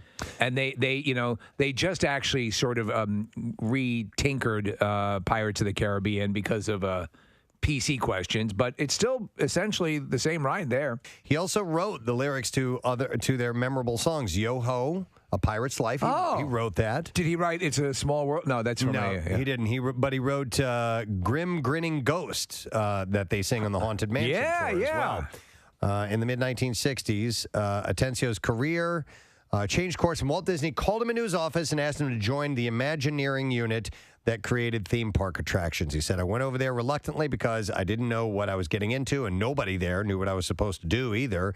About a month later, I got a phone call from Walt. He told me, I want you to do the script for the Pirates of the Caribbean. This is a great opportunity, and if you don't do it, you're fired. And he said he had never written a script before the Pirates assignment. Pirates was the last ride that Walt Disney would directly supervise. Disney died December in 1966, just 3 months before the attraction. It never really opened. He died before it opened. It's amazing. But Atencio helped him to experience it in a way. He said, we mocked it up on a soundstage in full size, and we pushed Walt through it. We rigged up a chart. What am I looking at here? We rigged up a cart that moved about the same pace I can't see. The boat would, and we moved it through. This hurts my back substantially. And we had the auctioneer. Why are you doing this to me? And we had the auctioneer up here, and he said, what do ye offer this buxom wench? And then on the other side, a pirate yells, 6 bottles of rum, et cetera, et cetera. He said, but it was hard to hear, and I said, I'm sorry, Walt, you can't hear the stuff too clearly. And he said, if you go to a cocktail party, you tune in on one conversation, and then you tune in on that one. Every time they come through, they'll see something new. And I thought, why the heck didn't I think of that? That is Xavier Atencio. Pirate's life for me. So he wrote this. We kindle and char, inflame and ignite. Drink up, me hearties, yo ho. We burn up the city, we're really a fright. Drink up, me hearties, yo ho. We burn up the city. Yeah, we burn up the city and rape the people and kill everyone who won't come along. We slit their throats and throw them overboard and turn them into shark bait. Yeah, exactly. Me hearties, yo ho. Confiscate the children and make them slaves. Up the city, we're really a fright. Drink up, me hearties, yo ho.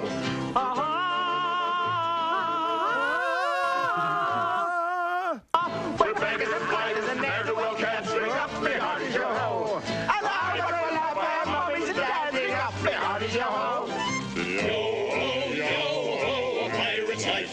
And we're all half crazy because of syphilis. The robot, with the mouth. And we're all half crazy because of syphilis. But you're right. They burned down the town. Burned down the town and killed the animals and sexually abused the women.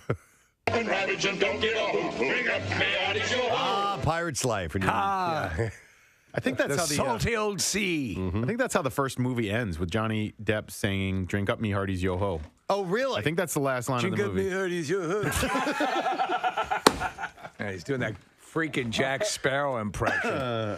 No, he needs to be just Johnny Depp. Yeah. Wouldn't that be? Yeah. We come into town and rock around and visit the Viper Room. Huh. I noticed that it's very hard to swat a fly. Oh. They move so fast. Well, I have it kind of down to a science. I have a theory too. What is yours? You, in many ways, it's like sex. You come down the back from behind the eyesight, doesn't go all the way back to the back. Okay. So that's how I come in for the swat. My theory is, if you're just sitting there and one lands on your leg or something like that, you ain't gonna win. You don't move. No, right. I've a way to do it. I slowly will bring my hand into position, and then I will wait, and I will watch the fly. And once the fly starts doing that thing with its front two little hands, if it starts rubbing them together, because at first it'll notice your hand and it'll stop. That's when it gets all greedy. Freeze and won't move. And then when it starts going about its business, it is now not necessarily paying attention to your hand anymore, and then nail them. I'm a fly hater, and I actually keep a scoreboard at my house for dead flies. That's cool. Everybody's name is on there. I notice there's a fly hater too. And if you get them, you get a hash mark for everyone that you get. He actually keeps score. I should have done a prize at the end of the summer, but I never got around to doing that. But anyhow, so here's the deal. This question, why do they move so fast, flies, was put to the BBC World Service crowd science team. And the answer is that compared to us, basically, they see things that they see things essentially what we see in slow motion. So they see the world moving. This guy's wearing a bucket hat. Much slower.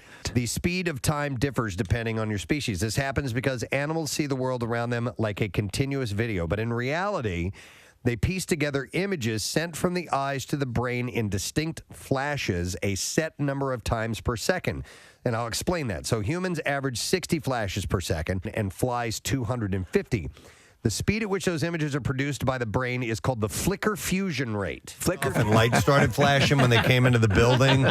There's a fire drill that's happening as we speak. But they're going to be tonight putting on the big show. It's going to be at the 2300 Arena, and it's WWE NXT tonight at 6:30. And we would like to welcome to our studio this morning Trick Williams and Roxanne Perez. Yo, what's happening? Welcome to Philly. Trick, you already know what you're doing. You're wearing an Eagles jersey. That's right. Trick Willie is back in South Philly, and we're about to tear the club up tonight. 2300 building. Let's talk about it. Yeah, man. You went out for the Eagles, right? You have some experience here. I did. Actually, I was here. I went to camp right after the Super Bowl 2019, and I played my last down of football right here in Philadelphia, and I actually started training wrestling right here in Philadelphia, too. Yeah. What position? Wide receiver. Okay. 30 pounds ago. Okay. 30 pounds ago. Well, now you're a tight end. But I don't know if you still watch professional football or if you saw some of the... Of course I did. Saquon Barkley, I mean, that was listen, the craziest play I've ever seen. It started with Garrett Wilson on Thursday Night Football, that insane touchdown catch, Devontae's amazing touchdown. I mean, what we witnessed in professional football this weekend was absolutely amazing. And I was thinking... maybe these guys have been watching the WWE. Picking up some moves? Yeah, Hey, possibly. Hey, look, man, I think they're tuned in. What you think, Rob? I agree. I don't watch football too much. I'm sorry, but Look, Roxanne, it's funny because you 5'1"? Yeah, five and a half. So yeah. But you're the champ. I'm a two-time champ. Yeah. So I mean, and I know that. So, Trick, you come from a college football, and you know that was your beginning. And what were your chops? Were you always just a wrestling fan, and that was what you were doing physically, or did you do any gymnastics or stuff before this? So I grew up in sports like my whole entire life, but I always knew that I wanted to be a WWE superstar since I was like 10 years old. So I actually started training to be a wrestler when I was 13 in a local warehouse in my hometown. And then when I was 16, I started getting on Greyhound buses to train at Booker T's in Houston, Texas, which was about like 6 hours from me. So wow. Never had a break or anything. I would go over there and you always knew what you wanted to do. I That's always pretty wanted cool. To be here. Yeah. So 13? Wow. Yeah. 13. It's amazing. Yeah. To have that direct, because Trick, you changed directions. You had to change directions. Yes, sir. And you know, when the football wasn't panning out, I think it was your dad told you, you know, you got to go where the money is. Now you love it. You both love it. But it was always in your wheelhouse. But at your size, it's funny because we watch the progression. You guys you're both, you know, old school fans of wrestlers that have preceded you. Yeah. But now I think we've traded in a lot of the enormity for these incredible gymnastics and these real moves that are incredible. I mean, do you guys enjoy that your wrestling is currently at that stage right now where it's so so performative during the actual wrestling? Yeah, absolutely. I love everything about it. And like, you're exactly right. Like, with my size, like, it was always a little bit against me.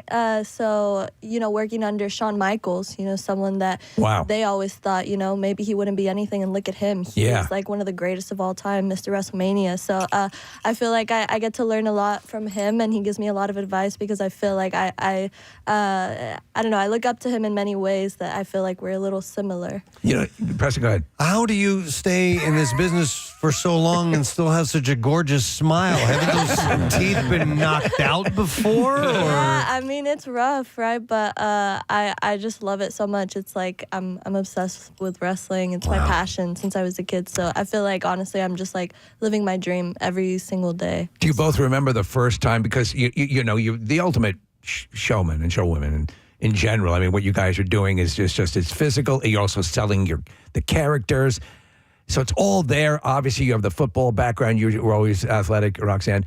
But when you're in there, does there come that first time when you're going through the machinations of the wrestling and you take a real slam and it's like, oh yeah, yeah. You know, the pain comes coming from this football background. You know, for 22 years, I learned how to be an athlete and stay on my feet. Yeah.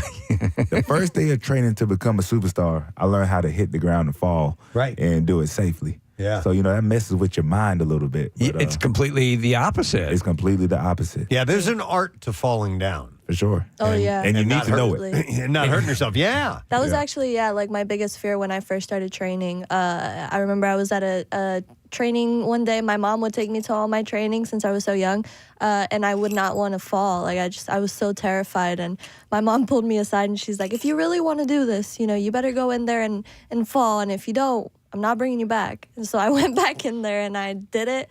It did not feel great, but that's when I knew, like, all right, this is for me because I want to come back here every single day. If you could clear that hurdle, because you're doing two things. You both are working at a physical level that is, you know, that is very demanding, but you got to cultivate your characters, and you got to be good at that. What was harder for each of you to develop? Which were you, or did they both come easily? The physical and the acting, the character aspect. Well, go ahead. I think for me, definitely, like, I think the athleticism part of it became a little bit more easy to me. Yeah. I think especially coming into WWE, you know, I did the independent circuit, but you don't do a lot of promos and character work on the independent scene. So when I came here, it was like a whole new, like, avenue that I had to, you know, really work on. And I feel like being in NXT for the past 3 years, I feel like I've definitely been able to, like, nail down my character. And does it blow you away, like, a trick with you, that there are moments where you're standing, I mean, when you're on a football team, you're part of a team, but there are moments where you're standing ring center and you're addressing a whole ton of people and they're listening to every word you say, and that's something that performers dream of having, and here you're thrust into it. Does that blow you away when that happens? I'm going to be honest with you. I've been cutting promos my whole life. You know, I couldn't wait to grab a microphone and let people listen. And I get paid for this, you know? Like, it's your job to listen to me, and I love it. So it's tonight at the 2300 Arena. If you're just tuning in, we got Roxanne and Trick here. And Trick, when you looking at your Instagram and the pictures of you and stuff like that, you get to play dress up quite a bit in this role. It's got to be fun. Man, honestly, I wouldn't say dress up because I wear as least amount of clothes as possible. You know, you barely see me with a shirt on. All right, well, I mean, yeah, we can see your chest, but you're wearing like feather boas and vests and all kinds of stuff like that. You got to look good. Man. Yeah. If you don't, if you ain't feeling it, then the people won't feel it. Well, the rumor is you have only 2 shirts with sleeves and buttons in your entire. Is that true? That's right. With 13 buttons, but I don't use them, so it don't matter. Would it be too much to see if we could get you to take your shirt off right now? I mean, how much am I getting paid? That's how you do it. That's how you do it. We won't ask you, Roxanne. Yeah. Oh man. So what's happening in the ring tonight? Who's fighting who, and what should we get ready for? Man, we got some legends coming back. Of course, we're in the 2300 Arena, which is where ECW did their thing for many years. So we got Bubba Ray Dudley, we got Rob Van Dam, we got Don Marie, and man, we excited about it. Roxanne is in a huge women's tag team match. I'm gonna let you do your thing. Go ahead. Yeah, it's a big 5-on-5 tag team women's match. I've been talking about this. Shawn Michaels does an amazing job at spotlighting the woman, and making sure that we are at like pretty much the forefront of NXT and this whole big change to the CW.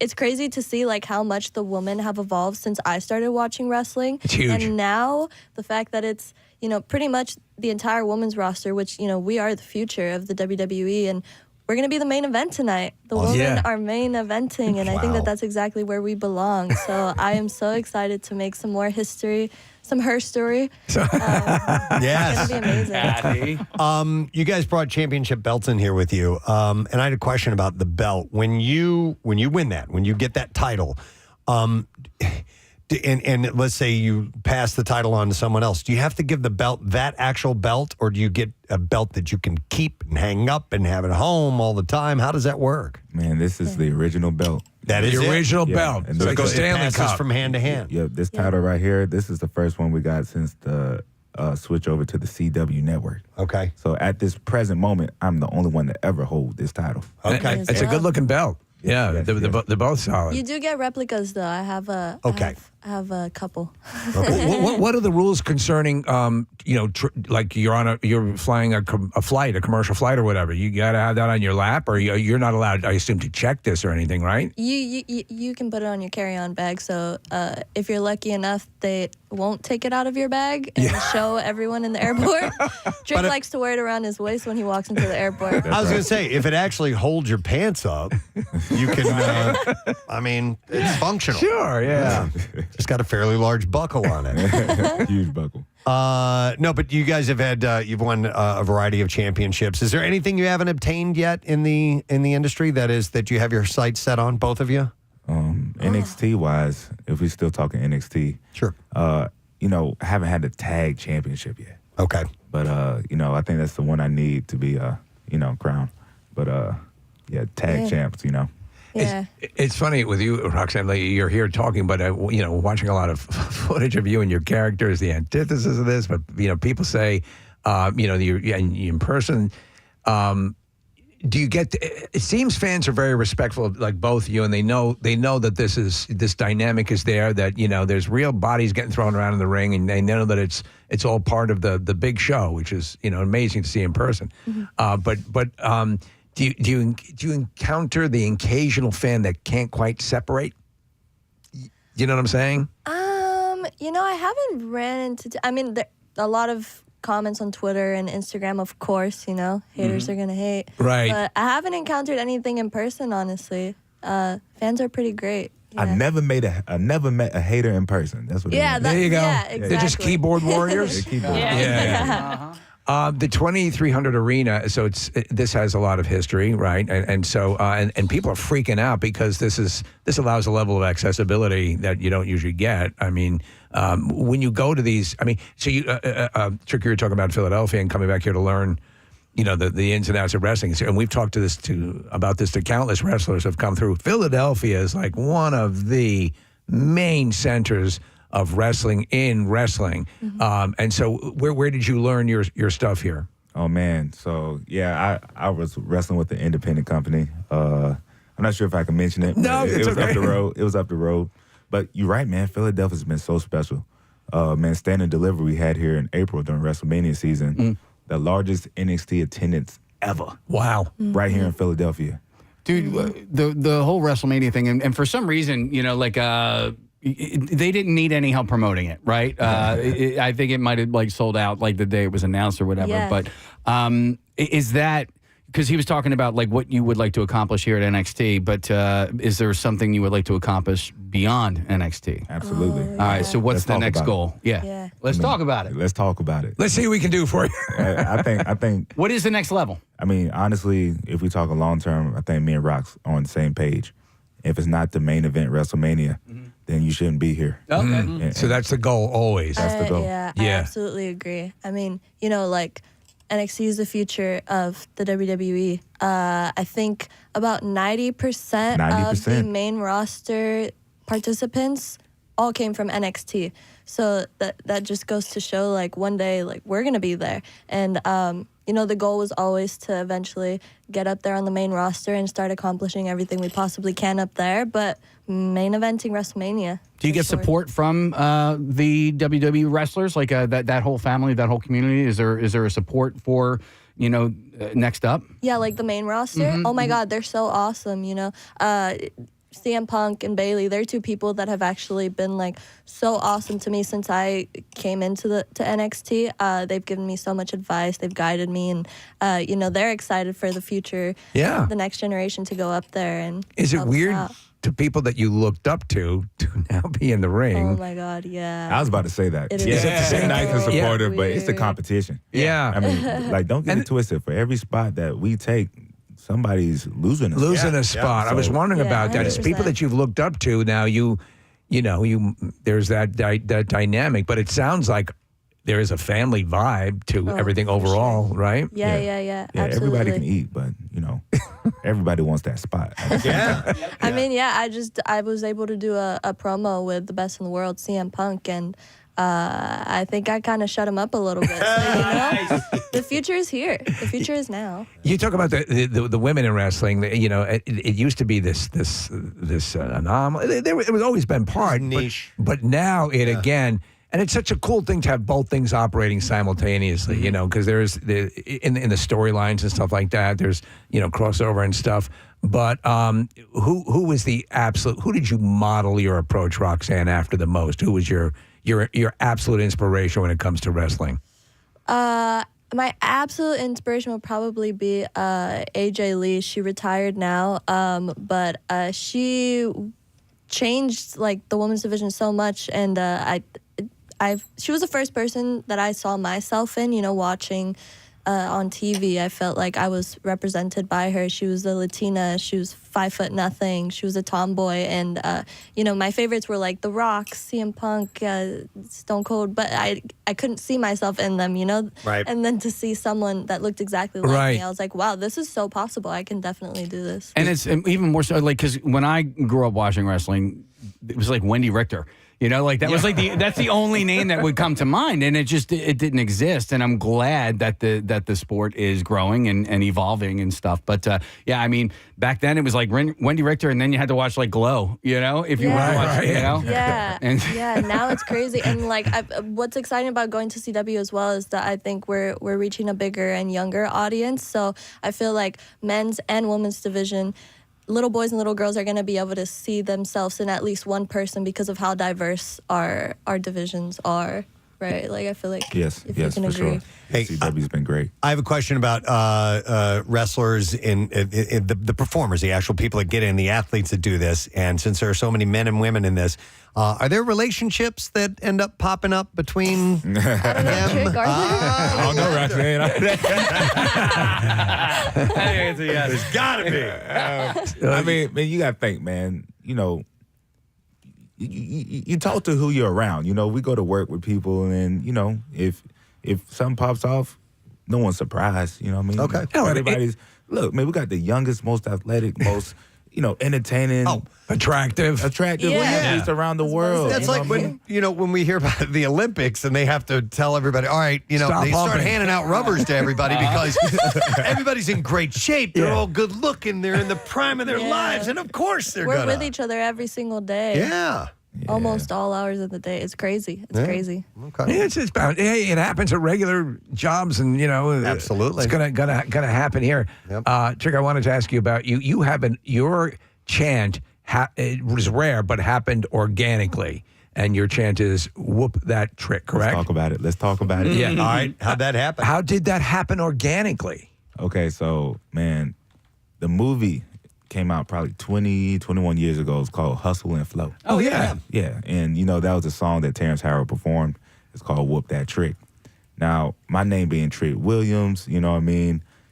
The fans just started chanting it one day. And I used to rock with Carmelo Hayes. And I remember walking out, and the people was chanting, Whoop That Trick, Whoop That Trick. So I looked at Melo and like, yo, they with us or they against us? He said, I don't know. Are they with us or against us? Then we kept going, and I hit a body slam or something, and they were like, whoop that trick, whoop that trick. I said, okay, I think we got something. Yeah. And then it didn't really pop off until I got new entrance music. And how that happened was I told them, and I want to sample my new interest music off of Family Ties from Kendrick Lamar. I want heavy horns in the beginning and a lot of bass and 808 drums, but an instrumental. And they sent me the beat. I said, this is that fire. I like this a lot. Yeah. Now, mind you, the day they played that interest music for me, it was against Ilya Dragunov. I'll never forget. The people just did what they always do, which was chant, whoop that trick. But it fell perfectly in line with my new entrance song. Oh, yeah. Nice. I was like, yo. If you look at the video, you're going to see a little smirk. I'm smiling. But it was You a serious realize match, it. so I couldn't smile too much. I had to say intimidating. Imagine if you had made the mistake of coming into the Family Ties sitcom theme. It would have been much worse. Oh, that would have been great. Nah. But that's great because you didn't have to come up with it. They came up with it. Yes. They're already all over it. Yo, you know? it happened, and I'm just reaping the benefits. So, yeah. Do you both love those little gems that are when you see people? Because we have wrestlers come through constantly, and they all talk about the joy of seeing people who are copying their looks, audience members who are there, who are clearly like inspired or digging what you're doing, and seeing a lot of young people. That's got to be a rush for you guys, right? Oh my gosh, yeah, absolutely. Especially because I was that little girl like years ago. So to see that and see that I'm inspiring a younger generation, it's the coolest thing ever. That is cool. Well, it is tonight, as both Roxanne and Trick said, at the 2300 Arena. You can get tickets through 2300arena.com. We have music cases. What is this? Let's talk about it. By the way, let's talk about it. Could be your could be a catchphrase of yours in there. Yeah, man. You know, You knock somebody out and just stand over and go, "Let's talk about it." You know, he does. If Do I you do that already? If I do that tonight, you know what I'm saying? All right, get your tickets now. It's happening, and I'm telling you, you want a show, you're going to get a show. I don't care. Yep. The biggest holdout, if you go see it in person, That's the it's thing. unbelievable. Yep, I was kind of a naysayer, Yeah. and then I went and I saw, and I'm like, oh, I get it. it's a Yeah. show. Yeah. I mean, Yeah. like a big show. Any So Never be a person that I've naysayer. met- Never be a naysayer. Any person that I've met that has never gone to a wrestling show and goes, they're just like, oh my God. yeah, it's fun. And It's this a lot of venue fun. in particular is going to Yes, be in one to really particular. see it. Yeah. Yeah. All right, guys, great to meet you. Good luck tonight. All right. Thank you so much for having us. You got it. Thank Roxanne you. and Trick, everybody. Give it up for them. We're going to take a break. We're going to be right back. Stay with us. Preston and Steve.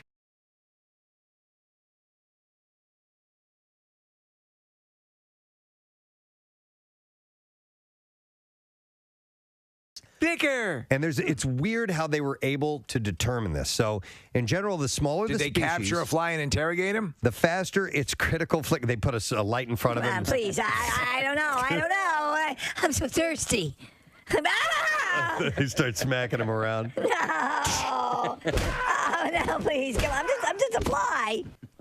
In general, the smaller the species, the faster its critical flicker fusion rate is, and flies in particular. Critical put us to flicker shame. fusion rate. Yeah, so Professor Roger Hardy from the University of Cambridge investigates how flies' eyes work and has actually very interesting when you stop and consider it. and has an experiment to determine their flicker fusion rate. So it's simply how fast a light has to be turning on and off, that's the flicker, right, before it's perceived or seen as just a continuous light. So like a flashing strobe light, okay? Right, so even and though you can tell when it's going off and on, but at some point you can't, even though it is going off and on. Right. So so what they did is they insert tiny glass electrodes into the living light-sensitive cells of their eyes. Of a fly's eyes. Photoreceptors. How did they do that? Before flashing LED lights at faster and faster speeds. Each flash of the LED produces a tiny electrical I current. assume ladybugs come in nurse outfits. In the photoreceptor. That'd be hot. Hey, up here, buddy. Up here. Here's where the 10,000 eyes are. Each flash of the LED produces a tiny electrical current into the photoreceptors that a computer can graph onto a screen. Tests reveal the fastest fly record distinct responses to flickering up to 400 times per second. Yeah, so, but I'm amazed at modern science and the fact that they can actually take something that tiny like that and actually... How do they get them to sit still to put those things in their eyes? The chair is very comfortable. Yeah, it's comfortable. They get a little foot Well, this masseuse. is good. What is this? Oh, my God. Look at this. The feet come up. And they have them relax. Somebody said that's why electricity cycles at 60 hertz per second, or HZ. Is that hertz per second? It just hurts. Oh, 60 hertz? It hurts. God, would you stop it already? We're morons. All right. I have a list of things from various magazines of suggestions of what to do. Ooh, I love it. For your fall activities. Local or anywhere? No, this is just anywhere. Okay. But no, these are stupid. A pumpkin spice latte date. Oh my God. Treat your bestie to a PSL. Bestie. Wait, what's a PS? A pumpkin spice latte. Okay. I know. And Yes, spend. I just wanted to let you know that your list stinks. How about dinner and a fall-themed movie? That's ridiculous. All right, what's Throw the- that list out. What's How a about fall buy theme some movie? orange crayons and rub it on a piece of paper? Honestly, How about wait for them? Wait for them to come in and relax the straps on your hands. Bacon apple pie together. That's okay. What if you're not together? What if you're alone? How about this? Watch a football game. These are just ridiculous. These are like out of like Allure magazine or yeah, Or right. how about look out the window at your neighbor's house? Honest to God, like somebody actually got paid to do that. They needed an extra page in the magazine. Here's a good fall activity. Walk to the for end you. of your driveway, turn around, and go back. From the mind of Preston Elliott, do one of the train rides that are available in our areas. That would be cool, right? Yeah. There's one out of New Hope. That's just all over the place. What is it? SEPTA is all over the place. This is so scenic. Is that Hey, man, I'm sorry I pissed on you. Yeah, especially the houses that live right next to the train tracks. Those are always lovely. Strasbourg is the one you're thinking of. Strasbourg. All right, is that's the best in the area, right? They have the ghost train. It's like the old style locomotive. That's No. out by Lancaster. And didn't we have a Not Your Average Listener? Was she from? She was an engineer. Yeah, An engineer, for them. Yeah. That was cool. And That that was one really one cool. goes for about 40 minutes. From what I understand. something like that, yeah. 40, 45 minutes. Most okay. of them are like a half, anywhere from like 40 minutes to an hour. That's still cool. But yeah. case along the lines of what you were saying, and if you're in Jersey, New Jersey Transit. Yeah. Yes, of course. Yeah. I'm sorry. Does SEPTA Listen, go over it's there? not exactly the same experience, but the buses are always a blast. This also says have a fall photo shoot. Oh, I'm doing that. What? Who put this together? Sling Blade? We're doing a family photo I got some shoot. great ideas for all of them. No, don't make fun of that one. Go outside looking out there, the raccoons out in the field. So you're doing a fall photo shoot? Yeah, we're Family doing photo shoot? it, Steve, on Forbidden Drive. Yes, it'll be. I'd love to. Forbidden Drive is close to me. Huh? Actually, that's a good idea. Do you want to bring us hot chocolate in the morning? I will absolutely. All With spice latte, SP. What is it? SPL. PSL. PSL. Look, Wait. I brought some SPLs. SPL. Look, I brought some silent but deadlies. Yeah. Pumpkin spice latte. I told about some Penis. SPLs. What did I say? Silent but deadly. SPGs. DVD. CVDA. I brought some DVDAs, everybody. PSLs is And lube. Just replace DSL is penis. something very different. Yeah. What? All right, hang on. Just say the letters. The letters aren't profane. No, but I'm just saying. You well, won't you know what know. DSL, right? Oh, yeah. But a PSL. D-sucking lips. Yeah. Okay. So now you're pee sucking. Oh, okay. All right. Thank Okay, you. guys. We used to say It's a DSB, little- deadly sperm buildup. If you hadn't gotten laid in a year. Oh. Yeah. I have Cashier. DSB. Where's that taking My place? pupils are white. We are all. This is. We are. This is. This is it. we're These are off the fall rails. activities. We are off the rails. I just want to know when Yes, you're I'm doing. interested in where the DSL is taking place. I believe I qualify. I definitely qualify. Romano, ROMANO. That was my nickname, by the way. What? Are you kidding? Shut up, DSL. My girlfriends would call me that. Yes. Wow. How ironic. That is. No, I wasn't actually using. I them know. for that, That's the but, yeah. definition of irony. It's. Oh my God. It does, yeah. That's like talk about Sling Blade. That's like nicknaming him the Brain. Right. Hey, genius. DSL. That's funny. Wow, we still find things out about each other after all these years. So the Warner Brothers movie A Star is Born remake is pushing its release to May 18th, 2018 from September 28th through Why is that? 2018. You know what? They don't really give a reason why, but they're moving it up. This is Bradley Cooper and Lady Gaga. Yeah, exactly. Cooper plays Jackson Maine, who discovers a talented unknown named Allie. That's Lady Gaga. Her eventual fame puts a strain on their romance, and previous versions include the 1937 film starring Frederick Mark and Janet Gaynor. And the one with James Mason, where I played Norman Maine. Yeah, in 1954. Judy Garland's Esther Blodgett. Yes, James Mason and Judy Garland. It was the first time. It was a musical version, and that was the first time. It was a musical? The original was not. Oh, okay. Like they sang. They sang. There were songs sung. But did they sing? Often. Did they sing dialogue to each other, or was it just songs were in it? There were songs performed. Okay. Yes. Thank right. you, Mr. Mason. And have some Thunderbirds. Yeah, thank you. When Yes. friends drop by unexpectedly, I break out the Thunderbird and beef jerky. Beef jerky? Absolutely. Okay. And everyone leaves with a small Tupperware container full of taco dip. Oh. That's how we roll at the Mason house.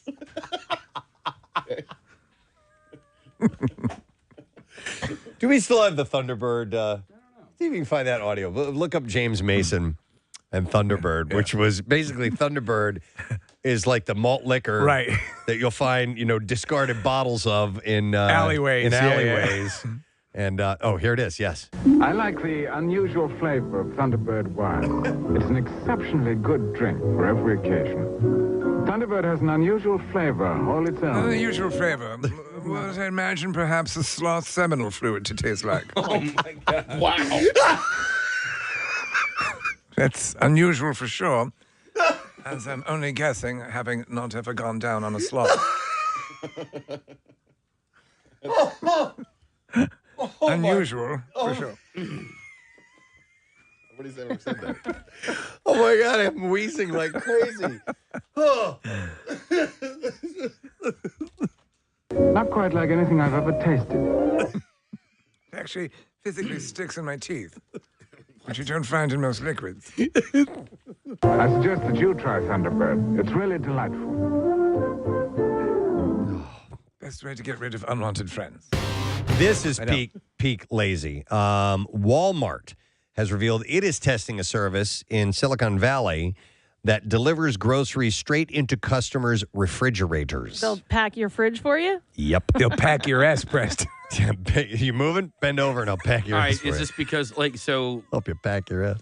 Amazon, you have Amazon is like pantry or whatever, and then Amazon Fresh, where they deliver it to your How about doorstep. Amazon Rectum, where they actually feed you the food and then push it through your... Oh, dear God. Yeah. So the problem we have with the Amazon Fresh isn't really anything except for the fact that when they pack the frozen food and the perishable foods, they have ice packs to keep it fresh.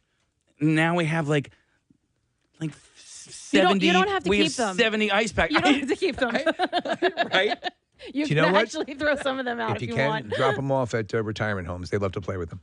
Wait a minute. So you feel obligated to keep them all? Well, all right. So they did come in handy for the shore this past summer. I keep a couple of them. Yeah, we kept a whole bunch in the freezer. So when we would take a cooler down to the beach or whatever, but can't you return them? I guess you No, could. it's just plastic with hang on. water in it. Oh, all right. It's Oh, wait, not. by the way, what is it just plastic with No, water in it? Because it's- those things stay frozen for days. No, yeah. Poke one open, drain it out. Drink it. Drink it. Drink it. No thanks. and then No, thanks. no, I'm saying if you want to get rid of them, and then throw it in the recycling. Well, Isn't my it point is I don't airline think- employee semen? Is that what it is? I don't think it's just water. I will bet you. Oh. What? That would be a great idea. wait a I will Okay. bet you Ooh. a shopping spree Oh. that it is more than just water. What do you mean no? Make it more interesting than that. Well, Shopping what spree. does I want your ripped shirt. Yeah, Oh, complete the You rip want to on wear your it. shirt. Back. Rip With it the all the underpants way on. down. Let me rip the rest of your shirt. Yeah, and you got a back. We now rip it below knocker level. you have to puncture them first, right? You can't No. just throw them away full. Yeah. Yeah. Is that too much effort? Did you say yo? Or did you say no? I said yeah. yeah. Yo. Okay. I said yeah. Yo, buddy. Yo. Anyway, yes, we started hanging on to a few of those as well, and then what am I doing? And I just started throwing them away. So. I'm done with the coat I wanted to make out of these. All right, hold on. What? We may Breaking news? No, it's not. No, it's not breaking news. Don't do it. Too late. Breaking news. Breaking news. A lot of texts are coming in Breaking news. Do. saying that they've opened those things up, and there's all kinds of blue stuff and sticky and Oh my gosh. things Oh my inside God, of it. Kathy, where's he going to take you? Where are we going? Saks, Preston, right after the show. Sex? Sex right Sex, after yeah. the show. Wow. Sex after the show with Kathy. Here's another one. So it says the packs say on it that you can cut them and empty them down the drain. Oh. I don't read things. Here's somebody says, I'm the owner of Amazon. The fluid is from aborted babies. Oh, good God. Okay, I don't know. That's not funny. But what now you may be taking about your service. Is yours from Amazon? No, mine's HelloFresh. Oh, okay. Yeah, I do. Hello, Fresh. Blue Apron. I want to go to this call on the line real quick, and then we're going to take a break in just a moment. So I'm going to go to Harry. Hey, Harry, how you doing? Good. Hey, guys. How you doing? Good. What's up, bud? Hey, most townships have a thing like once a year or so. They call it, one of the names they use is called Clean Sweep. Yeah. And if you have like paint cans or drain cleaner or something like that you don't want any kind of chemical like that. Household hazardous waste, yeah. Yeah. You could take it there, and most of them don't charge you anything for it because they just want you to get rid of it safely. I got to look for that because I have a whole bunch of paint cans I'm looking to get rid of. I have all the stuff Harry. from my meth lab I'm looking to get rid of. Yeah. No, I have a ton of stuff that I need to throw And you never out. know, and you don't want to like battery acid or you know what else? I have a lot of those old kerosene, not kerosene, those old the fuel for the little Oh, yeah. barbecues. You know what I'm talking about? Yeah, the, little containers, propane tanks, right? the mini propane tanks. Go to your trash provider or trash whatever you want to call it. 33 WMMR. WMMR presents Preston and Steve's Bizarre File. Brought to you by Red Robin. They've got holiday gifts all wrapped. You can give the gift of Yum with a $30 Red Robin holiday gift card and get a $5 bonus buck reward for you now through December 31st. Red Robin, Yum. All right, a woman dining at the Chipinique Hotel in Nuevo Leon, Mexico, had a surprising encounter when a black bear wandered onto the restaurant patio. It started snacking on her food and then smacked her in the face. Did you see the footage? I did. Yeah. Footage shows the bear leaning over the table as a woman sits frozen while staff try to shoo the animal away with pipes. Smack him. Fortunately, she remained calm and uninjured as the bear eventually backed off. Smack him. It was a smaller bear. Yes, the incident occurred just a week. It wasn't a big chubby bear with a big chubby fuzzy bear little with tail. a fuzzy little tail. The incident occurred. Chubby bear with a furry little tail. The incident occurred just a week after another black bear was seen in the area, breaking into a home to search for food. And black bears are an endangered species in Mexico, frequently leaving their natural habitats due Hey, if you haven't heard, we have eye worms, so lay off. Due to food shortages and urban development. Authorities advise locals to avoid approaching or feeding the animals to reduce such encounters, like getting punched in the face. Isn't it amazing that people have to be told to avoid approaching bears? Yeah. The Chester Zoo in the UK has done something that many are simply terrified by. The zoo happily announced that they had more than 10,000 breeding female fen-raft spiders, and they had just completed the biggest mating season on record. And to celebrate the accomplishment, the zoo released thousands of the arachnids back into the wild. The average person won't have a problem spotting them as they can grow to be the size of an adult human's hand. What? Oh, I've seen these friggin' things. So they've let them go, and they are now all over the place. All right, so they're not venomous, though, right? You know what? I don't know. So back Who cares? I know. 2010, this particular spider was on the verge of extinction, and they posed no threat to humans. Okay, is what they Except say. heart attacks. I want to kill them anyway. I'm sorry. Spiders scare the hell out of me. You look weird and alien to me. I must kill you. A man only known as Carson has a great way that he's discovered to save $1,000 each year, and that is shoplifting. That's what I'm going to do. I'm going to shoplift. He says that it's a habit that started in his teens but carried over into his 30s and was made impressively easier through what he calls, quote, self-checkout silliness. Carson isn't alone either. Middle-class opportunists with decent jobs are among the biggest culprits, according to Joshua Jacobson, a loss prevention specialist. Is it kind of a rush? Maybe. Yeah. Jacobson calls these people an organized mob, except they don't know each other. They just go to the self-checkout, scan a few items, and then fake scan a few more just to see what they can get away with, and they often do. That's why Target rolled back, Kathy, on their self-checkout kiosks. Oh, yeah, they did big time. They were getting ripped off wildly.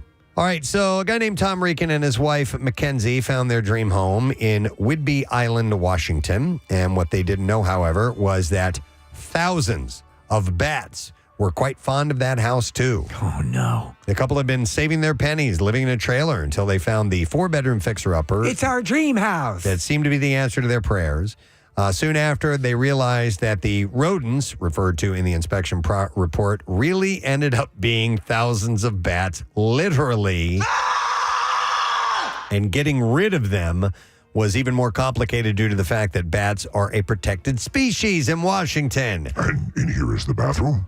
That meant that they had to be humanely excluded before entry points into the home were patched up. How do they do that? It's estimated that the bats had been taking over the home for decades, and calcified bat droppings and skeletons could be found stuck to walls and floors. It was a steal. As the massive cleanup job got underway. Finally, a year after the project began, their home was once again deemed safe by authorities, and the family was allowed to move back. Could you imagine? Wow, man. Have you ever had bats breaking into your house, getting into your house?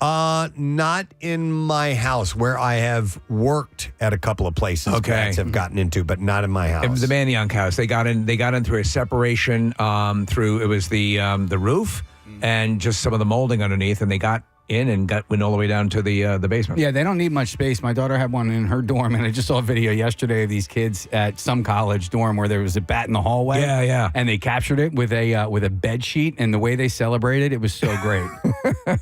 They beat it to death. Yep. All right, here's another nice story of somebody purchasing a house. New buyers were renovating their home in eastern France when they discovered something strange in the attic. This was the previous owner's body. Man. They identified the remains of Alois Ifli, the homeowner who disappeared in 2009 at the age of 81. Must have been stinking up a storm. Ifli's wife continued to live in the house until her death in 2020, prompting its sale. And the prosecutor said that the scene hints at suicide, with a rope found still hanging in the attic when the body was discovered on the 2nd of November. My God.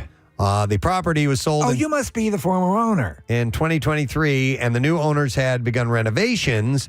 They were looking for the source of a leak in the roof, but tucked inside a cubby hole were the skeletal remains. And police are now investigating the case of the death, and the body has been sent to Strasbourg for an autopsy. So it wasn't a case of the flesh liquefying, and there was just like a water leak? No. It wasn't that. No. Because the body had been there since 2009. Right. So, but that goes to our earlier conversation because we both prefer natural mummies. Yes. Yeah, we did cover that, yeah. The results could put an end to the mystery surrounding Alois's Ifli's disappearance, which apparently has remained unsolved for 15 years despite extensive search attempts. How extensive? I know. They look upstairs. They look up in the attic, and they would have found him. And that's all we have time for in the Bizarre File this morning. All right, Kath, we need a caller for secret text word, please. What numbers are going to be? Caller 3. All right, call number Great 3. number. 215-263 WMMR. Let's see if you know what the secret text word is. We'll take a break, come back, try you out on the lesson question, trash, and music news. Stay there. Preston and Steve. Not your trash. I did get my trash delivery this week. I'm sitting here without any garbage. Everyone looks like they're far more. Your disposal provider. Where is my trash delivery? I put the cans out at the curbside. I'm waiting. Everyone else has their trash. Do you want me to look like an idiot? Sorry, sir. What am I paying for? Do you want general trash, or do you want hobo trash? Do you want the classic fish bones and flies, or do you want? We go with large, boxes, styrofoam, stuff like that would be fine. Yeah. Shredded paper, documents that make me look important. All right, sir. We're sorry for the confusion. We are the nation's #1 trash provider. Anyhow, if you call it your trash service, or go on their website, it will tell you how you can go about disposing of household hazardous waste. I always forget to do that, so you end up with 45 cans of old paint in your house. Yeah, that's true. You're just tuning in. It's Michael Cutlitz who is here with us. The earlier roles, you have 90210. You're also in Dragon the Bruce Lee story, right? Hey, Chinaman, teach us those moves. Wait a minute. You were in that scene? Yeah, he's one of the. I am that scene. Wait, where I'm Bruce Lee. No. Dude, you were phenomenal. I'm amazing. You looked Asian. You looked Asian. Wait, when he was in the going to college and he's training in the. I represent the man. Okay, I have to go back and I've seen that movie a bunch of times. But you were very forgettable in it. I'm sorry. Thank you. What's the show again? What do you guys do? When does this air? Is this on? This will be on TV later, right? Yeah. Oh, but listen, radio. They still do that. We're huge in Lakewood. I know nobody's there, so I couldn't tell you. I'll go back and see what's going on. Listen, I got on board with The Walking Dead very, very late. It was I didn't start until the 6th season. Then I watched every day, and in fact, it helped me out. It actually helped me lose some weight because I made a decision that I got it on Netflix. And I'm going to watch.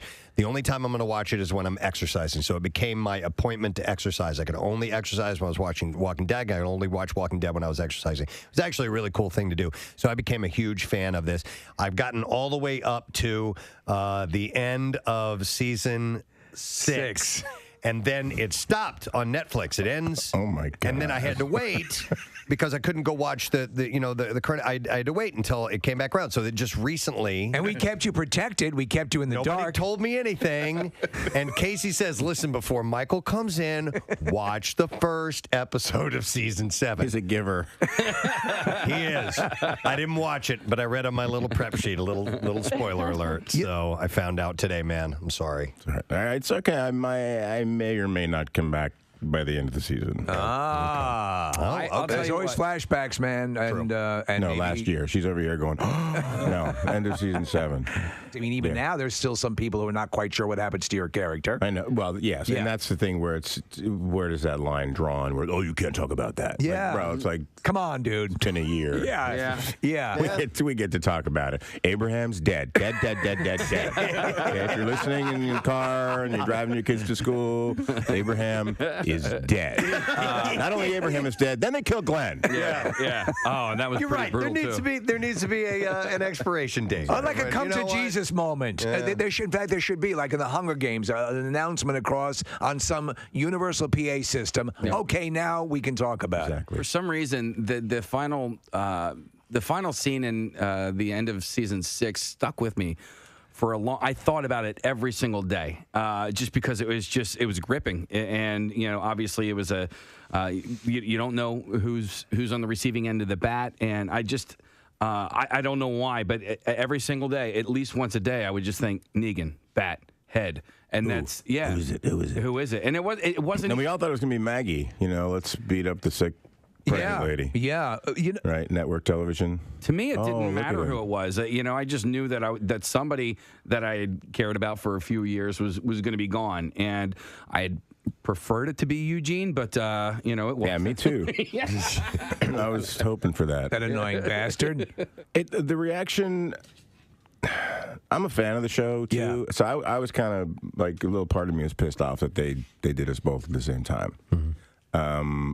But it's kind of brilliant too because it's so brutal, and it is that reminder that Kirkman always says he wants to constantly remind the audience that it's a dangerous world that we're living in. Mm-hmm. It's not Star Trek, where Captain Kirk, he's in danger, but that's okay because he'll be on next week. Exactly. It's like, exactly. He may actually blow Captain Kirk's head off this week. Yeah, and that changes the whole viewing experience. It does, and I would argue that these 2 deaths were not actually any more violent than anything we've seen on the show, but you don't care about any of those other characters. That's a good point. About these characters, because other characters have been ripped apart. Oh, Noah got it nailed in the revolving door up against the glass, getting ripped apart. We've had people literally holding their guts, going, "What? I don't." Jeez. I mean, there's been some really nasty, awesome visual stuff. I think for me, I got to the game a season late. It might have been 2 seasons late, and for me, it was because I didn't want to watch a zombie show, and then I realized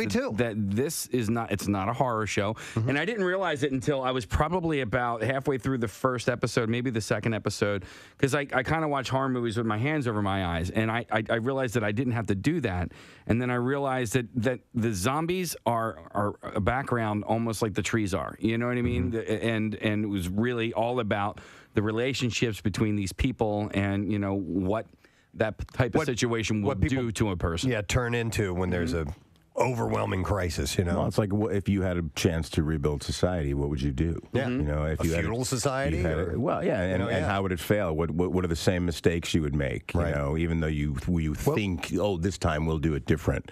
And you see through the show, that absolute power does corrupt, absolutely. And you see people change, and you see people make mistakes. The show's very human. I want to ask you, how much does the Talking Dead series add to the fandom of this show? Because the show's a very emotional show. You get very connected to the characters, and horrible things happen to them, and then you're left home alone with that. And this is a way to, I think, share what you're feeling, to sort of know you're not alone. And Chris has described it as the warm hug after the show, and we laugh at that, but I think it is. You get to process the show. You get to hear what other people thought about it. If you were, maybe you think, well, I think he or she is feeling this, or they're going through that, and then you hear people talk about it, and you get to sort of bounce your ideas off their ideas. So it is an extension in a way of the sort of the social media of it all, and that I think we like. I mean, we like that interaction. We like, knowing we're right or wrong, or being not necessarily corrected, but sort of like, what happened there? And if somebody talks about it, and that is what happened there, it's brilliant. It's great. Yeah. Michael, I wanted to ask us. I know you've voiced some characters in Call of Duty. They have a new World War II game coming out. Steve and I are massive fans of the World War II. I know they've spanned all kinds of different campaigns and so forth, but my favorites have been the one in the World War II. Did you voice any in that particular Nothing game? recent. I've been out of town for the last 4. Okay. Is voice acting for a video game a much different animal? Is it? We always hear it's sort of weird because you're kind of just freelining it, and that's it. You're like, basically, this is a session, except you do it for 2.5 hours. Reload! Reload! Over here! Over there! Under there! Under here! Behind the tank! Behind the Jeep! For 2 days. 2 days. Our buds, the Hooters, 93.3 WMMR. We danced. It's about 5 minutes after 10 o'clock. Preston and Steve. And a Wednesday morning. Wednesdays mean secret text word. And so, therefore, we were looking for a caller, number 3, per Kathy's suggestion. And we're going to see if they know what that secret text word is. So let's go to Danny. Hi there, Danny. Good morning, Preston. How the hell's it hanging? It's hanging, 3 inches from the floor. Yeah. It's a little better than me. All right, Danny, what is the secret text word, buddy? I believe it's bounce. Yeah, that's it.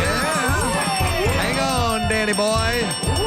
Got yourself a pair of tickets as MMR rocks Life is a Carnival, the Last Waltz Tour 2024. This Saturday, November 9th at the Met in Philadelphia. Tickets are on sale now via Ticketmaster. Complete details at WMMR.com. And a random texter is Timothy Ghoulish, who's from Ben Salem, PA. So, Timothy, congratulations with those tickets to Life is a Carnival at the Met. All right, lesson question time. We're going to give away a pair of tickets to see Daryl Hall with special guest Howard Jones Saturday, November 23rd at the amazing Borgata Event Center in Atlantic City. And the question that we will go to this morning is, Kathy has a scalp tongue. What kind of penis does Steve have? 215-263-WMMR. You'll never guess it. You had to have heard it. All right. Kathy has a scalloped tongue.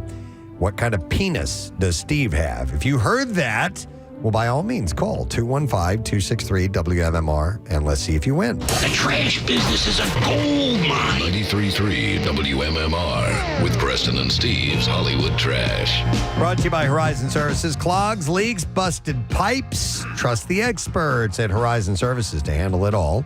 Right now, you can get $50 off of any plumbing repair. Horizon Services, book today, and help is on the way. What's up this morning, Steve? Well, Miami Beach joining a number of other cities revoking their Key to the City award to Diddy amid his ongoing legal problems. City officials said it was particularly painful for them to do that because Miami is currently listed as the unofficial baby oil capital of the world.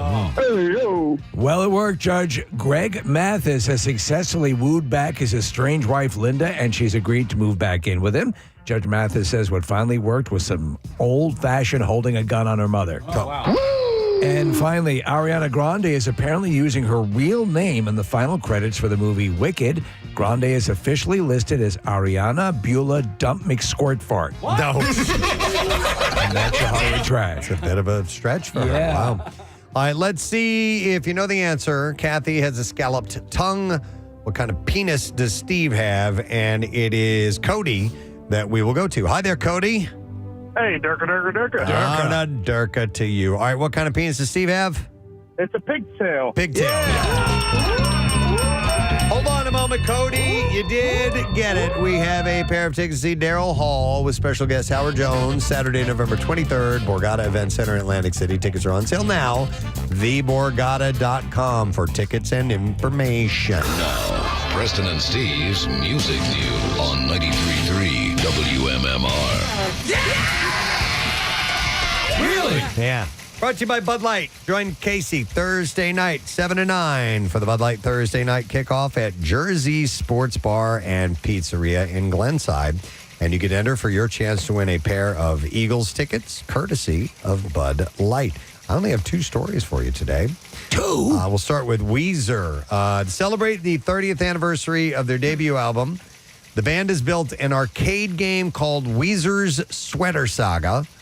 And this is not a phone game either. It is a traditional stand-up arcade game. They have it available for fans to play. The game is at Brooklyn Projects in Los Angeles, and it's at a shop just down the street from the house where the band lived when they wrote that first album. And they wrote in a post, Los Angeles, come and play Sweater Saga at Brooklyn Projects, 6227 West 87th Street, down the street from the garage where Weezer was born. Rack up those high scores to unlock exclusive prizes through the @Shop app as well. So it's kind of having some fun with it. Yep. What was the video game? Because arcade games like that are cool.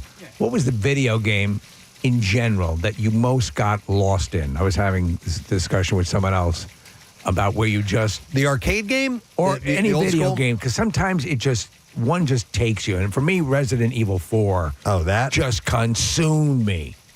Yeah, that was Resident Evil was one of them. That would be the one that I'd wake up and it was light. Right.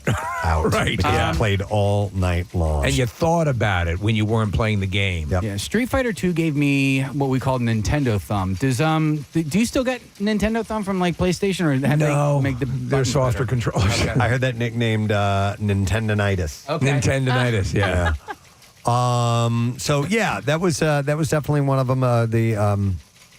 Resident Evil, and most recently was the Hogwarts Legacy. Yeah. I would get excited when I would have free time. I know that feeling. To be able to go and play that. Oh, and there was another one which was Sniper Elite. I love that game.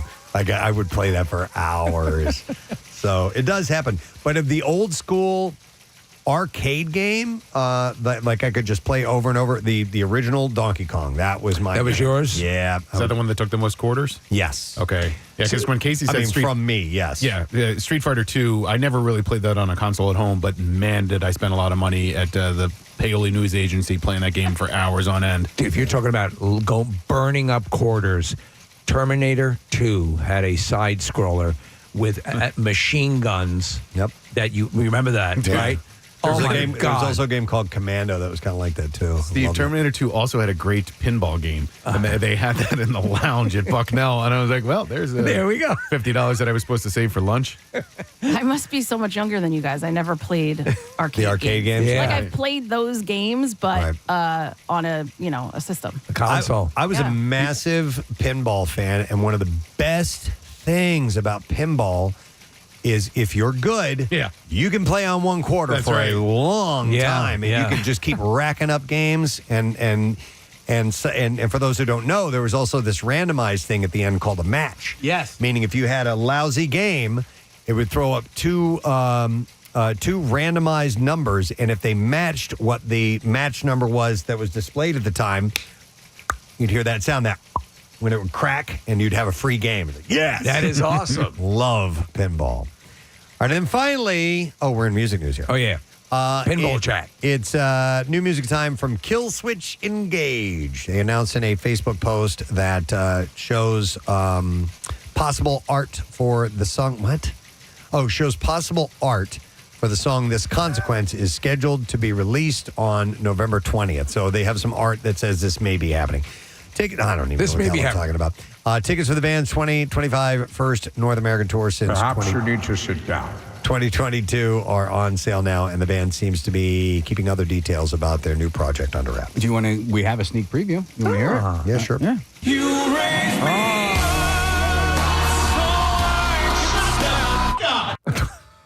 Never gets old. We need to let Groban know that that's one of our things.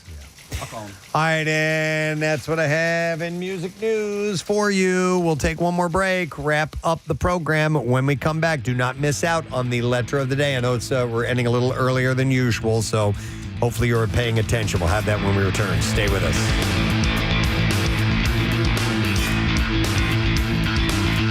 Preston and Steve. Yeah, and that's like, I wish I was kidding. I wish I was kidding. So, with the cutscenes, at least, you have a little bit of... Yeah, reload! Can't use that one. Reload? That's great! Yeah. What? No, it wasn't great. Great to have you here. Thanks, man. Thank you, guys. Michael Cutlets, guys. It's here from Walking Dead, 93.3 WMMR. Visitor to Oktoberfest noticed a man slumped over at a festival exit with a baby attached to his front on Thursday. As the tourist slowly fell to the side, the anxious man took his baby from him. And Oktoberfest is the largest beer festival in the world, attracting a global audience for its mixture of strong beer, traditional Bavarian food, and fairground rides. You know who went there this year? Matt Cowper. Oh, yeah? Said it was sick. It must have been sick. That's one guy was there. He's getting sick all over the place. His baby was there and he was getting sick. It took like a lot of people got sick because they drank too much and they got sick. Organizers expect visitors' numbers to hit 6 million again this year. That's crazy. Cowper said that there are, what it basically is gigantic tents, benches, and that's it. Yeah. Drinking. Yeah. That's all it is. And people getting sick. And people getting sick. Yeah. How many million? 6 million. million sick people. What was that again? 6 million sick people. Sounds sick. All right, and then we'll do one more story. Man, this is wild. Amazing pictures from the Arctic show an army of more than 230 polar bears feasting on a washed-up whale. We will control the humans. Our time has come. After a bowhead whale became stranded and died on Russia's remote Wrangel Island, the extraordinary sight was witnessed by tourists on an Arctic cruise. Look at all those suckers. Yeah, a source at Wrangel Island Nature Reserve said there were at least 230 polar bears, including single males, single females, mothers with cubs, mothers with cubs, even. Where are you from? Oh, wow. You've got a Russian accent. Yeah, that's great. Do you like whale? Well, let's go over and have a bite. You could tell her about that time you went to Oktoberfest. Yeah, it was sick. Everyone got sick. We were eating blubber and drinking beer, and everyone just got sick. What's my name? Cowper Bear. It's a big singles. It's a big polar bear singles mixer. Are you kidding me? It was, there were single males, single females, mothers with cubs, and even two mothers with 4 cubs each. MILF bears. Sick. Cowper bear. Cowper bear. Experts called the This is site. going to be a new thing the kids are going to. Where's my Cowper bear? You can't go to sleep unless you give him his Cowper bear. Called the sight of so many polar bears together unique. You pull the string. Sick. Pull it again. Sick.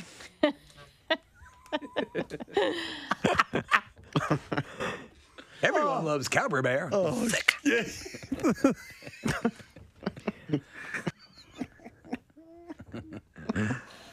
Oh, my God. Okay. So anyhow, the huge number could in fact amount as much of 1% of the entire world's population of the creatures. Yeah, tourists initially thought the bears were a flock of sheep. Sheep are sick. Although viewing them after viewing them from a distance, but as the boat drew closer, the lucky Those aren't sheep eating that whale. vacationers realized that they were what they were witnessing. The mainly Russian tourists had Just some to sheep eating a whale. depart from a stopover on the island when they spotted the bears. That seems normal. Just seems like a flock of sheep eating a whale, the way sheep do. I think they just saw them on the hillside and they thought they were sheep. One of the things that I've been wanting to do for a little while, I have Kathy and I both share a common ailment. We have lower back pain. We have a mildly herniated discs, which causes pressure on the nerves in your back and all this stuff. And our backs hurt all the time. But my neighbor has the same issue, and he's gotten past his problems. And so my neighbor Jaime he had done all these things, and he also goes, oh yeah, and I get acupuncture. And so it's all of this together has helped completely alleviate it from his life. And I'm like, well, I'm game. Oh, yeah. I'll do whatever I can to help get rid of this pain. So I've never had acupuncture before. And we're going to stick me with these little needles. Today. From Virtua Acupuncture, we want to welcome Heather Schultz to the show this morning. Hey, Heather. Thank you. Hello. Hello. And how long have you been doing this, by the way? I've been practicing acupuncture for 7 years. 7 years. Mhm. Okay. And let me ask you this about acupuncture. Now, this has to do with the body's nervous system? Or that's what I've always been led to believe? The acupuncture's effects do have positive effects on the nervous system. It also deals with the musculoskeletal system. Okay. And when we put acupuncture needles in you today for pain, it releases your endogenous opioids. So you're natural painkillers Okay, that are in your okay. body. Well, also we've had some really exciting research lately. It affects brain neuroplasticity. So your brain changes in response to stimulus. Okay. And so acupuncture over time can have positive brain changes that help you manage pain better. Okay. And with that, and with doing it over time, how often should someone get treated? Say somebody like me who has described what my issues are. So generally we recommend with chronic injuries, you are going to come in once or twice a week in the beginning for a couple of weeks and see what happens. And then you start spacing them out more until you don't need to come in that much. Okay. All right, so you're going to get in my back, and where else? Hands and feet. And Casey, can I get some appropriate music for... Absolutely. Preston, are you encouraged by this? I think because this could be. I know a number of people have had very good results with this. Chinese music, by the way, because this is a Chinese art, I believe, or Chinese medicine. Especially my neighbor, because I believe him. He's a smart guy, and he's had pain for years, and he believes this has worked for him. So I'm like, you know what? I will definitely give it a shot. So he's like the neighborhood Fonzie too, right? He's so cool. Acupuncture school. It's crazy. All right, so I got my shoes off. I can just head over there now. All right, Preston's going to walk over. We're watching the process, and Preston soon will be pricked all over his body. All right, and then a question. Can I see one of the needles first, please? Let me see the needle. Oh, wow. How far does that go in? I can almost not even see it. It's so thin. How far in does it go in, Heather? It depends where you're putting it. All right. Okay. Where are you putting it on me? I'm putting it in your low back, Yeah, and how far in will that go? maybe halfway. Oh, dear God. That's fine.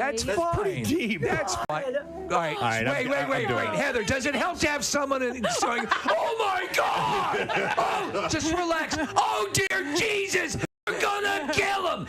No, I think it has to be a little bit more supportive, This is going to be Kathy. challenging for you. It will. Gonna bleed him out.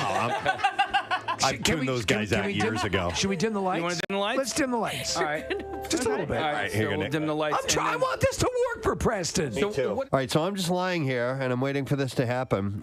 All right, Kathy cannot watch. This is why Kathy was screaming and begging for mercy and telling Preston he was The first one's in, and I did feel a little pinprick, but it didn't feel like it went in very far. How long do sessions usually last? So it's going to take me just a couple minutes to put the needles in. Okay. And then I would usually let him hang out for about 25 minutes to let them kind of do their work. We'll try to give him a good run. We can run the show. Preston can do most of the show. A lot of people don't know. Most of us do the show completely on our stomachs anyway. Kathy. How much? How horny are you right now? How much? Wrong way. 10:22, and the Preston and Steve show. Coming to a close for the day. By the way, the day, beautiful, 80 degrees. We're going to have some clouds making their way into the area, so that will put a little cover over us, but the temperatures are as mild as you could possibly get for this time of year.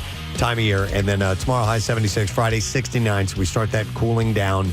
And then by the time we get to Saturday and Sunday, we're going to top off around 60 or so. So it will be seasonable.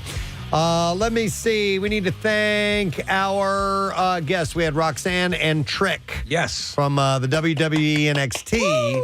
And NXT 2300 tonight at 2300 Arena in South Philly is taking place. Tickets available at 2300arena.com. And we also made an announcement earlier today, which is a pretty sweet deal. It's the Preston and Steve Camp Out for Hunger High School Challenge. And we are now, we have an incentive for high schools to put up a collection and bring a donation to Camp Out for Hunger. We're only looking for a minimum of 500 pounds. And if you bring that on behalf of your high school, and you have to go to WMMR.com to get the details, you'll be in the running for a $5,000 prize. And that's something the school could use for whatever it may be. I don't know, new uniforms for one of the teams. Trips. A senior trip. Yeah. A prom. Any special initiative that's happening. So let your school know this is happening, and you can get an official drive started. And then we'll see you at the camp out, which we are going to be at the Wells Fargo Center complex starting on December 2nd next to Xfinity Live. Is post-prom still a thing? I was looking at Kathy. Like they used to, schools used to have like a post-prom party at the school, I guess to deter kids from tearing it up other places. Yeah.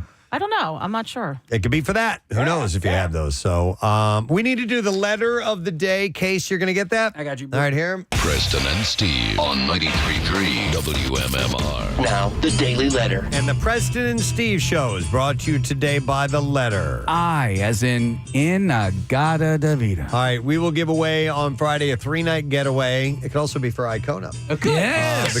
Do it all over again. All right, the Preston and Steve show is brought to you today by the letter I, as in Icona. I messed it up again. We have a 3-night stay at one of Icona Resort's 7 oceanfront hotels along the beautiful beaches of New Jersey. You can give the gift of relaxation this holiday season and book your luxury accommodations now at Icona.com. Use the promo code WMMR and book by November 10th. You'll save yourself 20% off of your stay. Visit Icona.com. That's spelled ICONA.com. I will thank our sponsors. The Preston and Steve Show has been brought to you today by Dunkin'. The Preston and Steve Show runs on Dunkin'. Acme Markets, also the official supermarket of the Philadelphia Eagles, and by Monster Mania Con 61 this weekend at the Greater Philadelphia Expo Center in Oaks. Tomorrow on our program, the entire morning, we're just going to play the cowbell game. Oh, yeah! All morning long tomorrow. Now that it works. No, we'll figure it out and get back to you. That's it. We're done. Rage on. Have yourself a great day. We'll see you tomorrow, gang. Bye-bye. Preston and Steve.